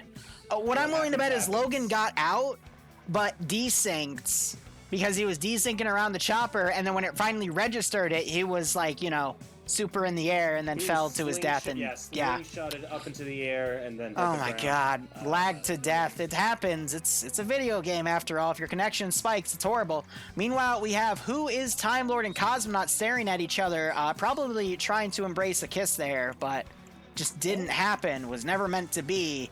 And I don't know. This chopper's gonna have to land and pick someone else up as a gunner. We're seeing a bunch of Blue 4 congregating at Arcadia over to the west. Yep. Not a bad play. They have that MSR that they're able to take for most of the way over to Cayo, but they gotta worry about the Plata de Cayo oil field there, which is, I remember an op forever ago where having to cross that, it is about half a click of just a kill field. So much open ground. There is another destroyed construction site building for some more somewhat of a cover, but still. So Chopper is flying around really close to those Dishka positions. The Dishkas are they're crewed, excuse me, but they're not aiming for the Chopper, I think because Independent has properly identified that Chopper is no longer a threat, at least until it starts shooting. So that's good because basically that Chopper is doing some scouting, and Independent might not want to give away where their static guns are just yet. They have a Dishcom and that reinforced M2 at the church way far south. Yeah, I found the third Dishka, by the way. It's in a position with Anderson, Lafoy, Ladofel, I'm going to butcher his name all fucking year, and then Corporal Doug coming in on it too. I mean, they've got it's a pretty nice concealed position. It's basically to watch the first position. And we're starting to see Bravo firing in at, let's see, this looks like a position with the Marksman and Duali. Marksman is now taking some pot shots up there too, but this is very, very long range engagement here, so the muzzle velocity of these bullets isn't going to go too far. Oh, I can't even see that because of the fog. That's so far on the render distance. That's only about a click, but still.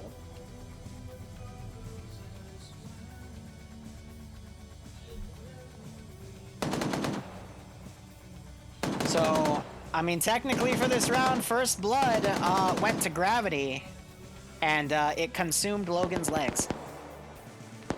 And so far, no other KIAs yet. Got these two guys on that rear 50 cal position. And I think this is going to be a standard 60-minute round, so the best Independent can hope for is just time, but, you know, it's, I'm so annoyed because of that Chopper, and Independent doing the really smart thing and not shooting at it. Again, keeping concealed, just, why? Hot Sauce in the chat. I believe Yeah. that's Logan. He tried swapping seat. It lagged. It lagged him out and kicked him. Oh, Logan, no. That's the risk you take with swapping seats. That's Arma for you, baby. Poor Hot Sauce. I was looking so forward to it. Of course, Logan is named Hot Sauce because he is a spicy motherfucker. Oh, it's what could have been. Boo! We're Okay, seeing anyway. Bluefoot coming from the west of Arcadia. They're coming up to Plaza de Cayo now, ready to make that charge across the field. We have a small team to the northeast of Fun Guy, Lurch, and Mito up there with an MG. Let's see what else they have. It looks like just more scars and stuff.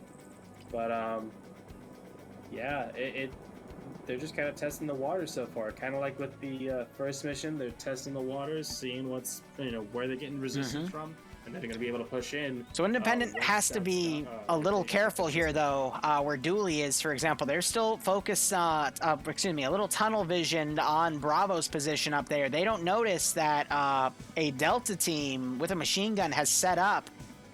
On the left flank, they put trenches up. They could fire up in this position, probably hit Dooley. There's also the hidden Dishka Technical right here. We're also seeing Alpha with Platoon HQ coming along the coast. One concern here, though, is we do have 17608 with an RPG over on this flank. If Blue 4 is not careful, they could get hit by RPGs. Oh my god, yeah, this is the perfect one-man one-man ambush, I should say. But I mean, you can't see him, but he should be able to hear him soon enough. So I think he might not be able to hear him if they're too far. And it looks like Alpha's dismounting on that flank too. Again, Bravo giving a lot of shots here. We see another weapons team, Delta 1, going to the eastern flank. Again, they're just kind of prodding the defenses here, trying to see how Independent's going to react. A lot of fire zones set up. But otherwise, nothing much. Team 6. Yeah. Hey Liru, how's it going, man? Wastelander, thanks for the 15-month resub. It is going good. I hope you keep enjoying the ops, my friend, and I hope you get a kick out of this that one. Team to the northeast, they've moved to that gas station east-northeast of Cayo. And they're just clearing stuff out, being routine with it, which I think is the right thing to do. Don't take anything for granted, especially in PvP. So 17's looking right on the Alpha position. I don't think any one of Alphas exposed themselves yet. So 17, he's committed to looking in that direction, though. He's now looking to the right and left. So again, don't think he spotted Alpha just yet. They've remounted their Humvees. They're going to keep moving. Really far away. Let's move up closer with the Humvees. Again, no KIAs have happened yet other than Logan.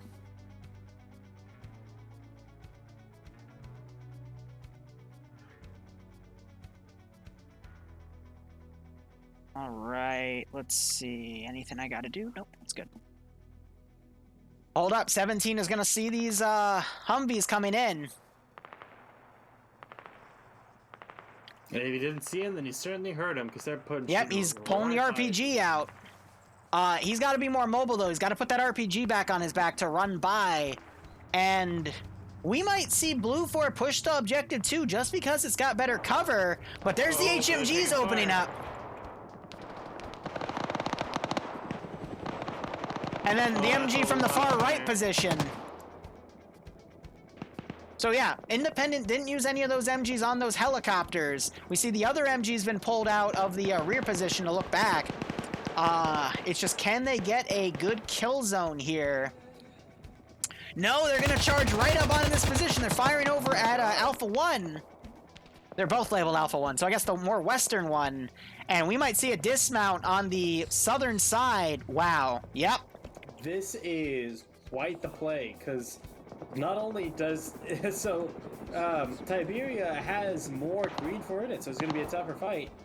But they're pushing up to the church now in this beautiful line formation, and they're gonna come across these guys who are not prepared for a Cosmonaut in a bush. Firefighter pulling out, probably gonna get shot here. A lot of bullets coming up to him. Oh, grenade lands right at his feet. Yeah, so they're Independent's popping grenades too, but it's not enough. Cosmonaut, meanwhile, if he were to just look left, he'd be able to get a beautiful flank shot on these 3 dudes. Just doesn't see it. Oh, Carpenter, no. Firefighter caught in the open. He is streaming, by the way. There's Cosmonaut firing, trying to get a kill on Norse. Nurisk turns around, sees Cosmonaut's position. Oh my gosh, there's just action everywhere. Neris doesn't notice Cosmonaut. Cosmonaut's still sticking back here. They think they're up there at that tree, but no. Firefighter doing a wide flank again. He's going to run right into Nurisk. Who's going to spot who first? Firefighter sees Nurisk and gets a single one shot on him. Nice. And Cosmonaut just drops somebody else. Give Me Your Milk also goes down. I think Firefighter just killed Cosmonaut. Yeah, so that was a blue on blue. Oh, really, man? Come on. Miss PID, it's a bitch. And now we have Firefighter and Mannerheim up behind Carpenter. Carpenter's pushing in. Hoyt's holding that door, though. Oh, and he looks both ways. We also have Dreek on the rear shooting at him. But yeah, it looks like Carpenter, who is Time Lord, traded. Hoyt is double tapping Carpenter. And also, by the way, update on the northern position. 2 guys are down. Anderson and Latfoya. Latfoya was able to get that 12.7 out, and they dropped Blake and Snow. Boston's coming in as reinforcements, but he's by himself. He's a one-man reinforcement coming up to this church, and he... Firefighter also got shot by... I think it was Norse that got him. Norse does the double tap, so that's unfortunate. Mannerheim pulled up the RPG, but he couldn't line up a shot in time. Yep. And Boston just does a circuit of this church and is running away now. That was an interesting... This is an interesting opener, I'll give it that. Snow, meanwhile, in the northern push has woken up. He might be able to get to Blake. Nope, he gets knocked out again by an AK. Oh, and Mannerheim comes out, hits the RPG on Boston. Is Boston down? Nope, Boston's still up. He's driving away. Mannerheim trying to get some shots here. We also see some more shots by Montgomery. Boston is open in an open skin Vic, so if he gets hit, he's kind of screwed. Yeah. Ooh, good air from Boston. Narrowly misses the tree. But now it's just... What the hell? Dreek is shooting at Warwick, and Dreek, that's the second blue on blue for Green 4. What is Green 4 doing? They had a numbers advantage here, and they're losing it. I mean, the cameras are somewhat similar, but like... So Warwick wakes up. Dreek is now apologizing. Oh my God. And Gorski is up north of him, and they're gonna run up towards him, I think, as well as Norse over here on the west. I'm gonna go back to see what's happening up the north of KO. What's Boston doing?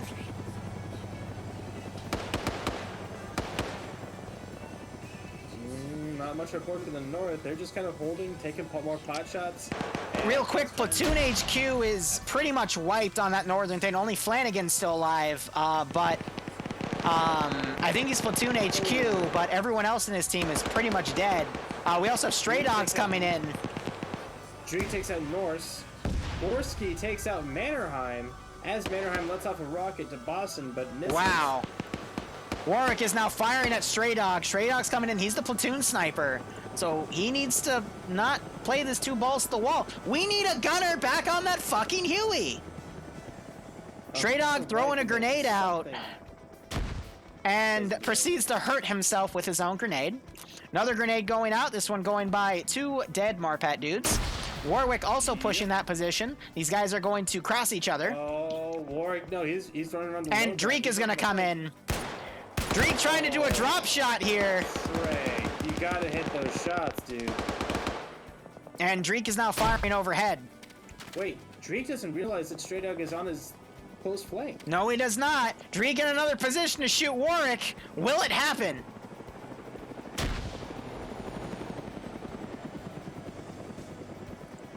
Gorski out here. Grenade gets popped on his position. Meanwhile, to the north, we still have a lot of Blue 4 guys on Overwatch. Flanahan is still the only one alive as the Platoon HQ. Boston still with his Vic circling. Doesn't go for any runovers. I don't think he can. I think that's technically against the rules. VB ramming, whatever. Ah, okay. Which is unfortunate because I would have loved to see him go on a rampage, just running people over. Well, doesn't that mean the boat ram from last round was a rule violation? Possibly, but who the fuck cares? Stray Dog, Warwick, I think, sees him. Stray Dog bringing his head in. Oh, and he just got unloaded on. Hey, Boston goes, but like, hey, what's going on? What's up? Hey, what you doing? You shooting people? And now Warwick might go for the double tap. I would grab that marksman rifle. Oh, Gorski tries to plant down a charge, but he gets sniped by someone. I don't even know who. I think it was either who is Time Lord or Holtz. I don't know. Good call. I didn't see any tracers coming from afar. No, Time Lord and Hoyt, they're both in. Boston's just driving around to draw fire. Oh, absolutely. He's just buying time, but Platoon HQ is now the only planning over here. So Yep, but he's being hunted by Eagle and a UAZ Dishka, so he's got to be careful. Now Warwick needs to come in, get the double tap, take the marksman rifle. He's going to grab an AT-4, though. Blue 4, meanwhile, they're pushing in the north side of KO. They have 3 Humvees loaded for bear coming in to the north side of KO. Yep, they're going to, so that's the entirety of Bravo. They're going to be able to push in there. Warwick has that AT-4. He's whipping it out. Trying to see if Boston will come around and make another pass. He hits the R button to prime the rocket, but it looks like Boston is driving away. Hudson letting loose with that other UAZ Dishcom. Gets Staffenberger's Humvee, and that's 3 people down in that Humvee. Wow, so they charged in, yep, and a lot of people just got shot. That was a very ballsy move by Blue 4. You don't want to do a rush into a town like that, because that's just going to cost you people. They needed an infantry screen to see where the problem was, but no, they charged in, and that's, 3 people down, 1 person wakes back up, but that's the gunner dead, and one of the passengers still knocked out. So, Ladofell Ladofell just spotted Platoon HQ and took some shots at him. Platoon HQ keeping low, doesn't want to get spotted. That's an amazing kill zone that Green Force set up and Blue Force somehow managed to walk into. I cannot believe that played out the way it did. We've seen a lot of crazy kill zones get made, and I don't think they're going to be used, and yet they get used, so. It was like the, Wait. Look at Sholand in the middle of town. He's stuck in a building. Which town? The northern one. I don't know how he got in there, but he's stuck. How did he That's GG GG for him. I have no idea how. Maybe he was going up the rafters and got stuck in, but there's no way to fix that. We don't have a Zeus. We don't have a way to teleport people out, so that's kind of game over for him. Meanwhile, Severe, his buddy next to him gets shot by Rust. Terminal 1 has been hacked, though, by Infidel. Base, Scandi Recon doing work yet again. And there goes the charge. Infidel is still up, though. They were trying to take out the church. A lot of dust gets smoked. Dooley is down. Blue on blued by that charge. That's 3 blue on blues by Green for this round. Hudson's now pushing up, but he gets taken by Severe. Dooley wakes back up. Sholan was able to get out of that building and come in. Iceberg spots Dooley, takes him down. And gets Williams. Olaf still with that 50, spraying into that smoke. His building smoking, though. Iceberg now shooting up at Olaf. And manages to hit Olaf. Olaf's still alive. He quickly dismounts. Yeah. T5 Bay was down. Wakes back up. If he turns around, he can shoot Standards in the face. But no, Standards gets shot by Scotland instead. And then T5 Bay gets blue on blue by Sholan. That's the 4th blue on blue Green Force done. What the fuck? Terminal got complete. Severe. Yep, Severe's moving out. Carlson is stopping Azariah. Yes, Azariah gets the double. And Blue 4 is just able to get out of there before getting blown off. Green 4 really needs to stop this blue on blue. It's cost them 4 people so far, and if they hadn't been doing that, they would have still the advantage over here. Oh my god. I have no words for that. That was beautiful. What, from the time they pushed in to the time the terminal exploded was what, 3 minutes? 4 tops? Oh my god. So I'm looking at a dead Blue 4 guy next to an Independent guy. The camos are somewhat similar, but there are some distinct qualities. Independent have a more white camo, while Blue 4 is more brown. I can understand where there can be a problem here with that, but 4 blue on blue incidents Like, you need to look for One's the white, package. one's brown. Like, it's that simple. Again, we have the luxury of having the bird's eye view, but I can say as someone that's played this game for years, there are camos that can be a lot similar in play here. So I don't think these 4 blue-on-blue incidents are truly warranted. Sholin wormed his So way Boston out. circling He's in. now back in play. So by the way, Flanahan, he went down. We have Anderson and Lafoy now coming down here to sweep the bodies to make sure they're all dead. It's a good call there. Huey's still flying around. Boston's still circling. Iceberg gets another, I think. I'm not sure who that was. But Yep, looking back on the northern here, we still have Severe moving around. Olaf's still alive, doing his best, but Olaf, I think, is the only active independent guy still alive. Williams, Dooley, Bay got... back alive. Double tap. You're right. Sholand is still up. He got out of that building, and Eagle is also up. So this is just a very close fight here. They're getting some double taps on Bay.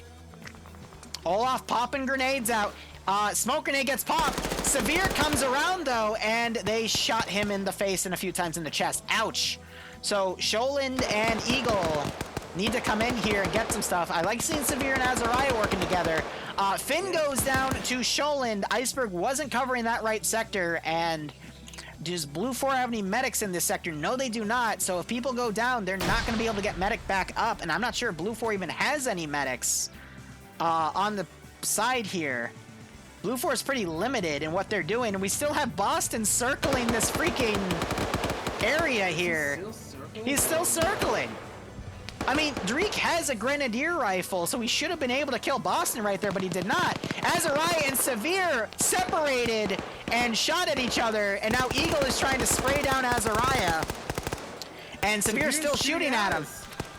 Now, a Blue 4 blue-on-blue incident is going on. He's still shooting Az, and he knocks Az out.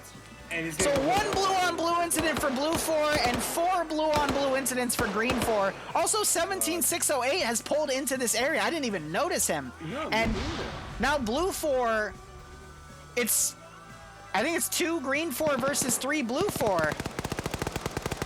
I think Severe just realized his mistake. He got shot in the head, or in the leg. Oh yeah, he realizes his mistake. He's dragging Az into cover as Iceberg comes around the corner, and they're gonna recap that. As fails to wake There's back no up. medic, though. They're not going to be able to get him back up. 17608 coming around. Eagle still watching that vector. We have Wreck over here with the machine gun watching that vector Eagle was shooting from. I guess trying to see if he'll come back out that area. But 176, he might hear the medical here, come around and spray them down. He does only have an AK, but he does have that RPG. He could potentially dunk it in and get some nice AoE damage. But I don't see Blue 4 winning this. They don't have enough manpower. They've lost way too many guys, and it's just because that costly southern push, which didn't need to happen, and they don't have anyone on the chopper gun. Squander, yeah. Between Logan being, they tried to hot drop Logan, but then Arma said no, fuck you. Not And this Nemesis time. is dead too. I mean, look at all those skulls compared to I think Green if 4. Logan and Nemesis are down for Blue 4. That's it. That's a wrap. That's a fucking wrap. So 17-6, he's looking around. He's going to go the opposite way, though. He's not hearing any, he's not close enough to hear that medical audio. So he's just going to circle around. He might run into Wreck, though. Wreck is, he has his back to 17 if he comes around that wall. But 17 looks like he's looting a body. He could switch guns. That could help him out, but... He's got, yeah, he could switch to that 203 M4, which would be nice. So Patriot looks like he's picked Boston up. And they're going to do chopper gunner stuff. Finally. That has needed to happen for a while. It might be a little too late, you know, because... Well, that second AO is still loaded with dudes, and now that they know where all the 50 cal positions are, you never know. Anyway, Wreck gets shot at by Eagle. Iceberg going around, shooting at Eagle's previous position. Getting some more shots in here, keeping Eagle suppressed. Eagle doesn't have a way out. I mean, so Severe's waiting on him. Iceberg with the AT4! Severe trying to get a Grenadier round in. It is short. Iceberg's got to be careful not to backblast Severe. Another Grenadier round going in. Iceberg now shooting Eagle in the leg. Eagle just had a desync spike at the worst possible time. Got caught in the open and brought down by enemy fire. Where is 1706? I keep calling him that 17608. But he's got a shot here. Trying to shoot at Iceberg. Severe now covering him. And he's going to pull back to the right instead. Iceberg getting the double tap. Good kill right there. 17 is going to reposition. And yeah, 17608. He's the last green board up here at KO. Yep, Rek is working on Azariah. I don't think any Blue 4 medics are still alive though, so it's gonna be in a bit of vain. And now we're seeing that chopper gunner starting to fire down on the southern position of the church. But again, they're just suppressing previous positions. Independent has changed things up. Now, 17, he might see the movement in that building where Rek is bandaging Azariah. He does. That would be a perfect place to put RPGs in. Yeah, I think he's probably thinking what I'm thinking, that he's got the VL there loaded, so it's a lot Iceberg's of got bandaging. charge in there, but just not a lot of spread. It's heat, remember, not HE, so there'll be some splash from it, but he would need to get a direct hit. Ooh, Severe's coming around. He spots 1706. 17 caught out in the open, gets headshotted, and that is Independent sweeped from Area 1. Now it is up for Blue 4 to come into Area 2 here, but Blue 4 has 2 loose teams of dudes. One is a machine gun team coming in. The other one is also a machine gun team, so they could get on these ridge lines and pepper the AO. But in terms of manpower to actually come in, they've only got 3 dudes and 1 guy that is unconscious and very unlikely to wake back up. Now, they do have up La Corona, no relation. They have a 3-man team that was up there to the northeast. They came around through Iguana. I was watching them progress. And so they pushed up to this little peak, and they're waiting on the call. We also have D2 over to the southwest of Tiberia of Arcor, Martin, Fox, Indigo Fox.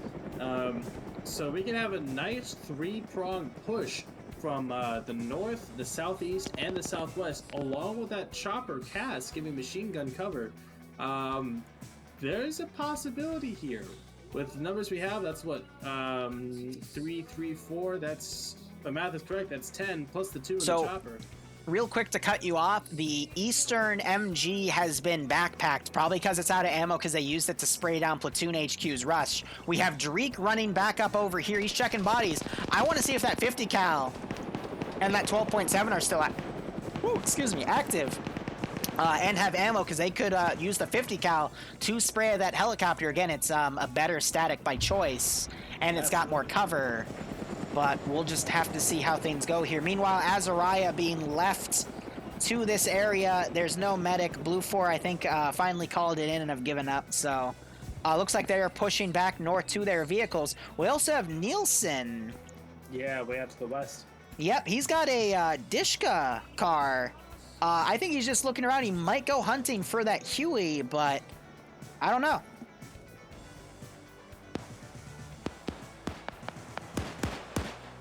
I'll be right back. I broke the seal a little too soon.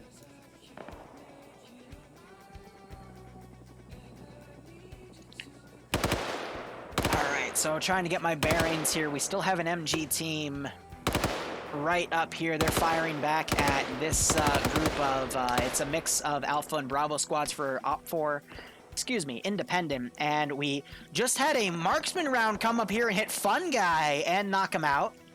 That marksman was... Gosh, who could have made that shot? I think it was Anderson getting an iron sight shot on Fun Guy up here. So Fun Guy forced the bandage. We're seeing some more rounds come in by... Who is this over here? Latofoy. No, it wasn't him. He's turned away. Might have been Doug or... maybe Montgomery, because he is looking in that position. No, he's got a machine gun, so it wouldn't have been him. The tracers looked like they came from Lato, and he's now shooting up at the Huey to try to bait its fire from the looks of things. We still have Dreek up here. He is taking fire, though, from that machine gun position. I don't know what he's doing up here. Just with all of these bodies and whatnot. But again, he should be trying to get on these 50s and doing something. But I think he's just combat looting, trying to get whatever gear he can. Meanwhile, Blue 4, they have a Vic. They're pushing down with that M2, but no one's on that M2. But Nielsen coming in with the UAZ could track them down, get on the gun, and spray them. Nielsen does spot it. Is he gonna go for it though? Instead, he's coming to a stop because he doesn't have a gunner. He'd have to solo crew it. Yeah, I think he's trying to map out his position or maybe call, communicate what's going on. But yeah, this blue Bravo 2 team, they're pushing in. We have Indigo Fox is down, Martin and Arcor are still up, but that's half that. Yep, Indigo just got executed. Martin, they're getting engaged by Dreek up here. And Independent just has too many guys at this point. Looks like Nielsen pushed out a little more. He's looking for the vehicle. Looks like Iceberg, Severe, and the other guy are going to dismount up next to the Delta team's position, try to get more on Overwatch, but they got to consolidate and do one more push here because Blue 4's other push of 4 dudes is already down to 50% effectiveness. They're smoking, Martin's repositioned, and it's just a mess here. Independent are probably going to win this one. I think Arker's trying to push up to the body was not pushing away. But there's a 240 Bravo down right there on one of those Blue 4 bodies. Yeah. Would have loved to see him try and take that and utilize that. And yeah, we have Dreek now behind the Blue 4 push. We have Nielsen behind everything to the north now. Like... We have Montgomery here looking at this one position. He does have a machine gun. If he can get the bipod in the angle right and catch Blue 4 out of position, he could do a lot of damage. Meanwhile, that Blue 4 position, again, firing on the Southern Church. I guess aiming for Dreek, but Martin is down. Arcor pushed up and was killed. And that's just going to leave the one Blue 4 group and the Huey to, I don't know, do something desperate. Martin might wake back up. But for now, this is just a very big mess. Yeah, it's rough to say the least. And Martin goes down as well, so that's that southwestern flank completely decimated. And so now it's There's just the other Blue 4 guy. It's because Bridge is up here with that machine gun. La Corona point. And we have Dreek coming in on the south. He's going to finish off these bodies here. I don't think there's a surrender option. Making sure they're dead. I'd be considering it right now. By the way, hold up. We're having Nielsen move up with the Vic on his own. And all these guys are going to... I think they're going to bum rush with the Humvee. But if Nielsen gets the gun lined up, he could do a lot of damage. He hops out, actually. What is he... Oh, no. Come on, dude. See that Humvee. You should have seen that Humvee. He probably was at an angle where he could see them. He's going to go prone instead. I would have gotten on that 50. As soon as I saw them, I would have pulled back, gotten on that 50, and gone crazy. But Rek is now pushing out. Rek is going to see Nielsen. Rek immediately goes prone. Now crouches up, and they trade. They fucking traded. Wow. Actual perfect trade. And we've seen quite a few perfect trades. Yeah. Both through EU and, whatchamacallit, and NA. Helicopter still flying around, doing some harassment. Both guys still alive right there. It is right now... Let me do a head count. It's 5 dudes, I think, in the Humvee. So, yep, Severe +4. And then 2 dudes in the Huey. So, that is 7 Blue 4 guys total. And we have 3, 4, 5, 6, 7, 8, 9, 10, 11, 12 independent guys closely knitted here. And we also had Ladofel. That one position has just been a massive pain in Blue 4's neck. Because with where Lado is, they used the 12.7 to kill the entire platoon group that moved in. Ooh, good air. And Blue 4 is going to go for a rush. They have the objective. J-Mania is there. Warwick's there. Warwick has captured AT4. Oh! No, they hit 3 of them. Yep, that kills 2 of them. Ellison goes down. They're firing back at Jamaica. Get Jamaica down. Warwick stole that from a guy he killed. And unfortunately, they hit a tree. Yeah, that killed Scandy Recon. Fun guy trying to fight it out here. He goes unconscious. Warwick's probably going to come up, get the double tap, and that is game. That is all she wrote. I love what they did. That was absolutely... It was a good try. It was a very good try for Rush. Unfortunately, they hit that tree and slowed down. Yeah. Warwick getting his double tap. Hail Mary. Oh, no. And so that's just Patriot and... who else is that? That's Patriot and... Boston. Boston's down. So it's Boston is down. Yep. Oh, I'm assuming you scrolled up to see that. So here's the thing. Yeah. Have you heard of that Stick Adventures game that got released on Steam? Yeah. So there's an option where you can call Charles the pilot to come help you, and he'll literally fly into the AO. What the fuck? That's literally what Charles does, though, is he'll fly in and explode. Fission mailed. We'll get him next time. Oh my god, perfect. That was just absolutely perfect. Patriots cooking off in the center. That's... wow. Okay. I mean... again, kind of squandering of Blue 4, but... Hey, look, another helicopter got squandered. And the Blue 4 is eliminated because Patriot cooked off and died. And victory, man. Independent has won. We heard some random bombs chop off, probably because they thought Platoon HQ was still around there. And wow, even though Independent, in my opinion, could have held Objective 1, Blue 4 spread out way too much and got gunned the fuck down in some really bad rush plays, but wow. Jesus. And there we go, mission completed. Oh. That right there is why you're the best, boss. My god. Oh, my God. We're gonna hop back up to operations room, listen to a little bit Hey, as ask we me wrap again this later. up. I don't know. All right. And with that, that brings another week of FNF to a close. Enough over. Thank you. We're gonna go everybody, find for someone to raid. participating. They were good games, and we hope to see you again next week. Yeah. Hello? Hey, who was asking if Boston got a kill? Me. Probably not. Yeah, no, you didn't. I checked. Bro. Yeah, all I did was circle guns Terminal disconnect 2. on me that game. Somebody please help. Fantastic.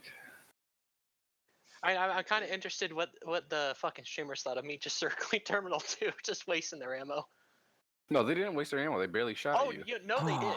They wasted did, their but barely. 2 rockets from the LAT on me. Hey, Gorski, When? this one time, let Boston have his fun, okay? His illusions? He drove around in a vehicle around their point. No, he got it right. My delusions. Okay, crazy man. All right, we are gonna raid some random guy playing Antistasi and make his day. So feel free to join me in the raid here. I'm going to initiate it now, again using big channel resources to help small channels out and let you see various aspects of Arma, because I can't find a Zeus. Also, I think Forensic was streaming. I would have harassed him, but here we go. So thank you so much for watching, guys. Go operate operationally. Join us next week for 6 more PvP matches. We'll be getting these up on YouTube at the 3 p.m. slot because it's supposed to be 9, 12, and 3, but I keep botching the upload times. Cheers, guys. Enjoy the rest of your night. We might be on tomorrow for some mission development because Bloodwind's self-quarantine over other stuff, and that's my Saturday's open. So, cheers. That was great. Ah.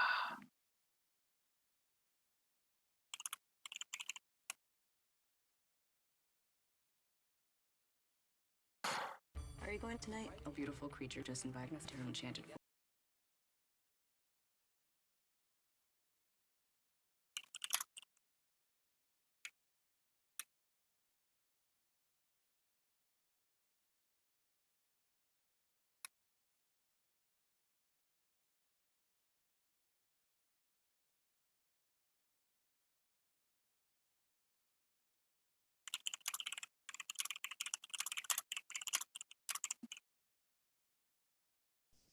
Because all my shit's the same, so I don't know what's happening. I just hear it, and then I look at the screen and wait for it to pop up.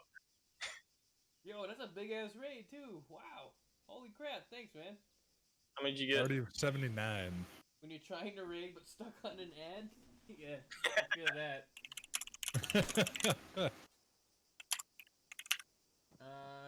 I'm gonna give you a medical little bird.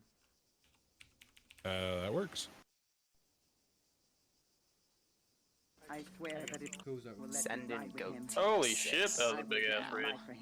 I know I am late, Liru, but I got better You're internet 105 right plan now. to see I me said, back I'm with the saying folks 105. soon more bet. That's awesome. Thanks, man. That's awesome. Nice. I'm saying, hell yeah, yeah. Alright, where do you guys want to head off to? Let's go to the airfield. Let me get in. Are you talking the main airfield? Yeah, the one we have got. Paul Mello, Verde, FP, Don Denek, thanks for the follows. I swear that it will let me ride with him.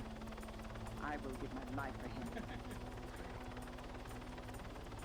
Thanks, man. Appreciate it. You guys are awesome. We shall see. I mean, biddies, dude. Holy crap.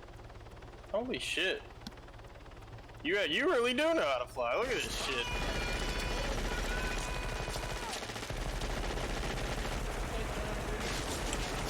That's gonna be loud. That's a jump scare one. Just so you guys know.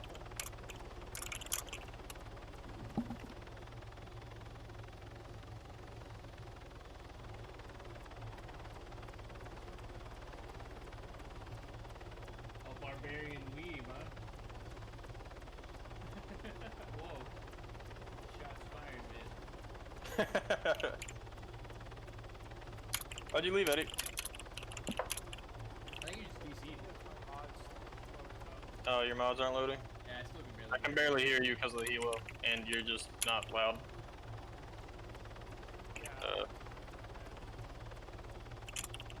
Quick, somebody play Fortune of the Sun. Don't say that. Snow's gonna do the thing again. Hey, I love video editing. Just saying.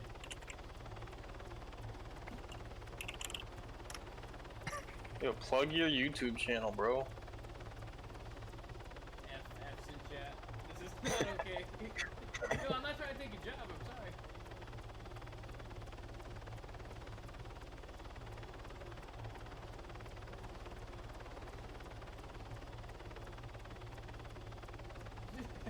I'm not. I mean, a little bit. I kept myself muted for too long. Goddamn, I'm going up the Scandi Recon channel. Ah. No. Put it up somewhere at some point. But yeah, I was shooting you spot on, and nothing. And then our entire team just got wiped. You know, I think I know why you didn't kill me. It's because I'm a metalhead. I've done my, Well, hey, at least you had helmets. We had fucking nothing in armor. Yeah, that's true. We had Helmets do actually I just want to say, there's a from a thing in here spectator's we shouldn't perspective, have.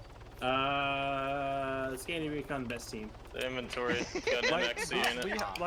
Actual mission maker, actual fucking. What if I were to equip like it? difference makers? I'm really drunk. I'm sorry. Okay, so Barbarian, I've been up for over 24 hours now. Like we're now like controlled aggression, but we also have redundancies for every time that we do it. We had medics at the back waiting for like resource and shit like that. For the second up, we had the labyrinth of trenches that we dug up so that the frag spam wasn't going to be too severe. Then on top of that, me and Resler were hiding in a building saying, "I have a detonator, and I'm not afraid to kill myself." And then Thunder Run at the end was this fucking second round. We pushed their team on the first Did you blow up the first charge? The one that got blown up, was that you? Might have been. Yeah, you I watched you send a dude flying. I think I was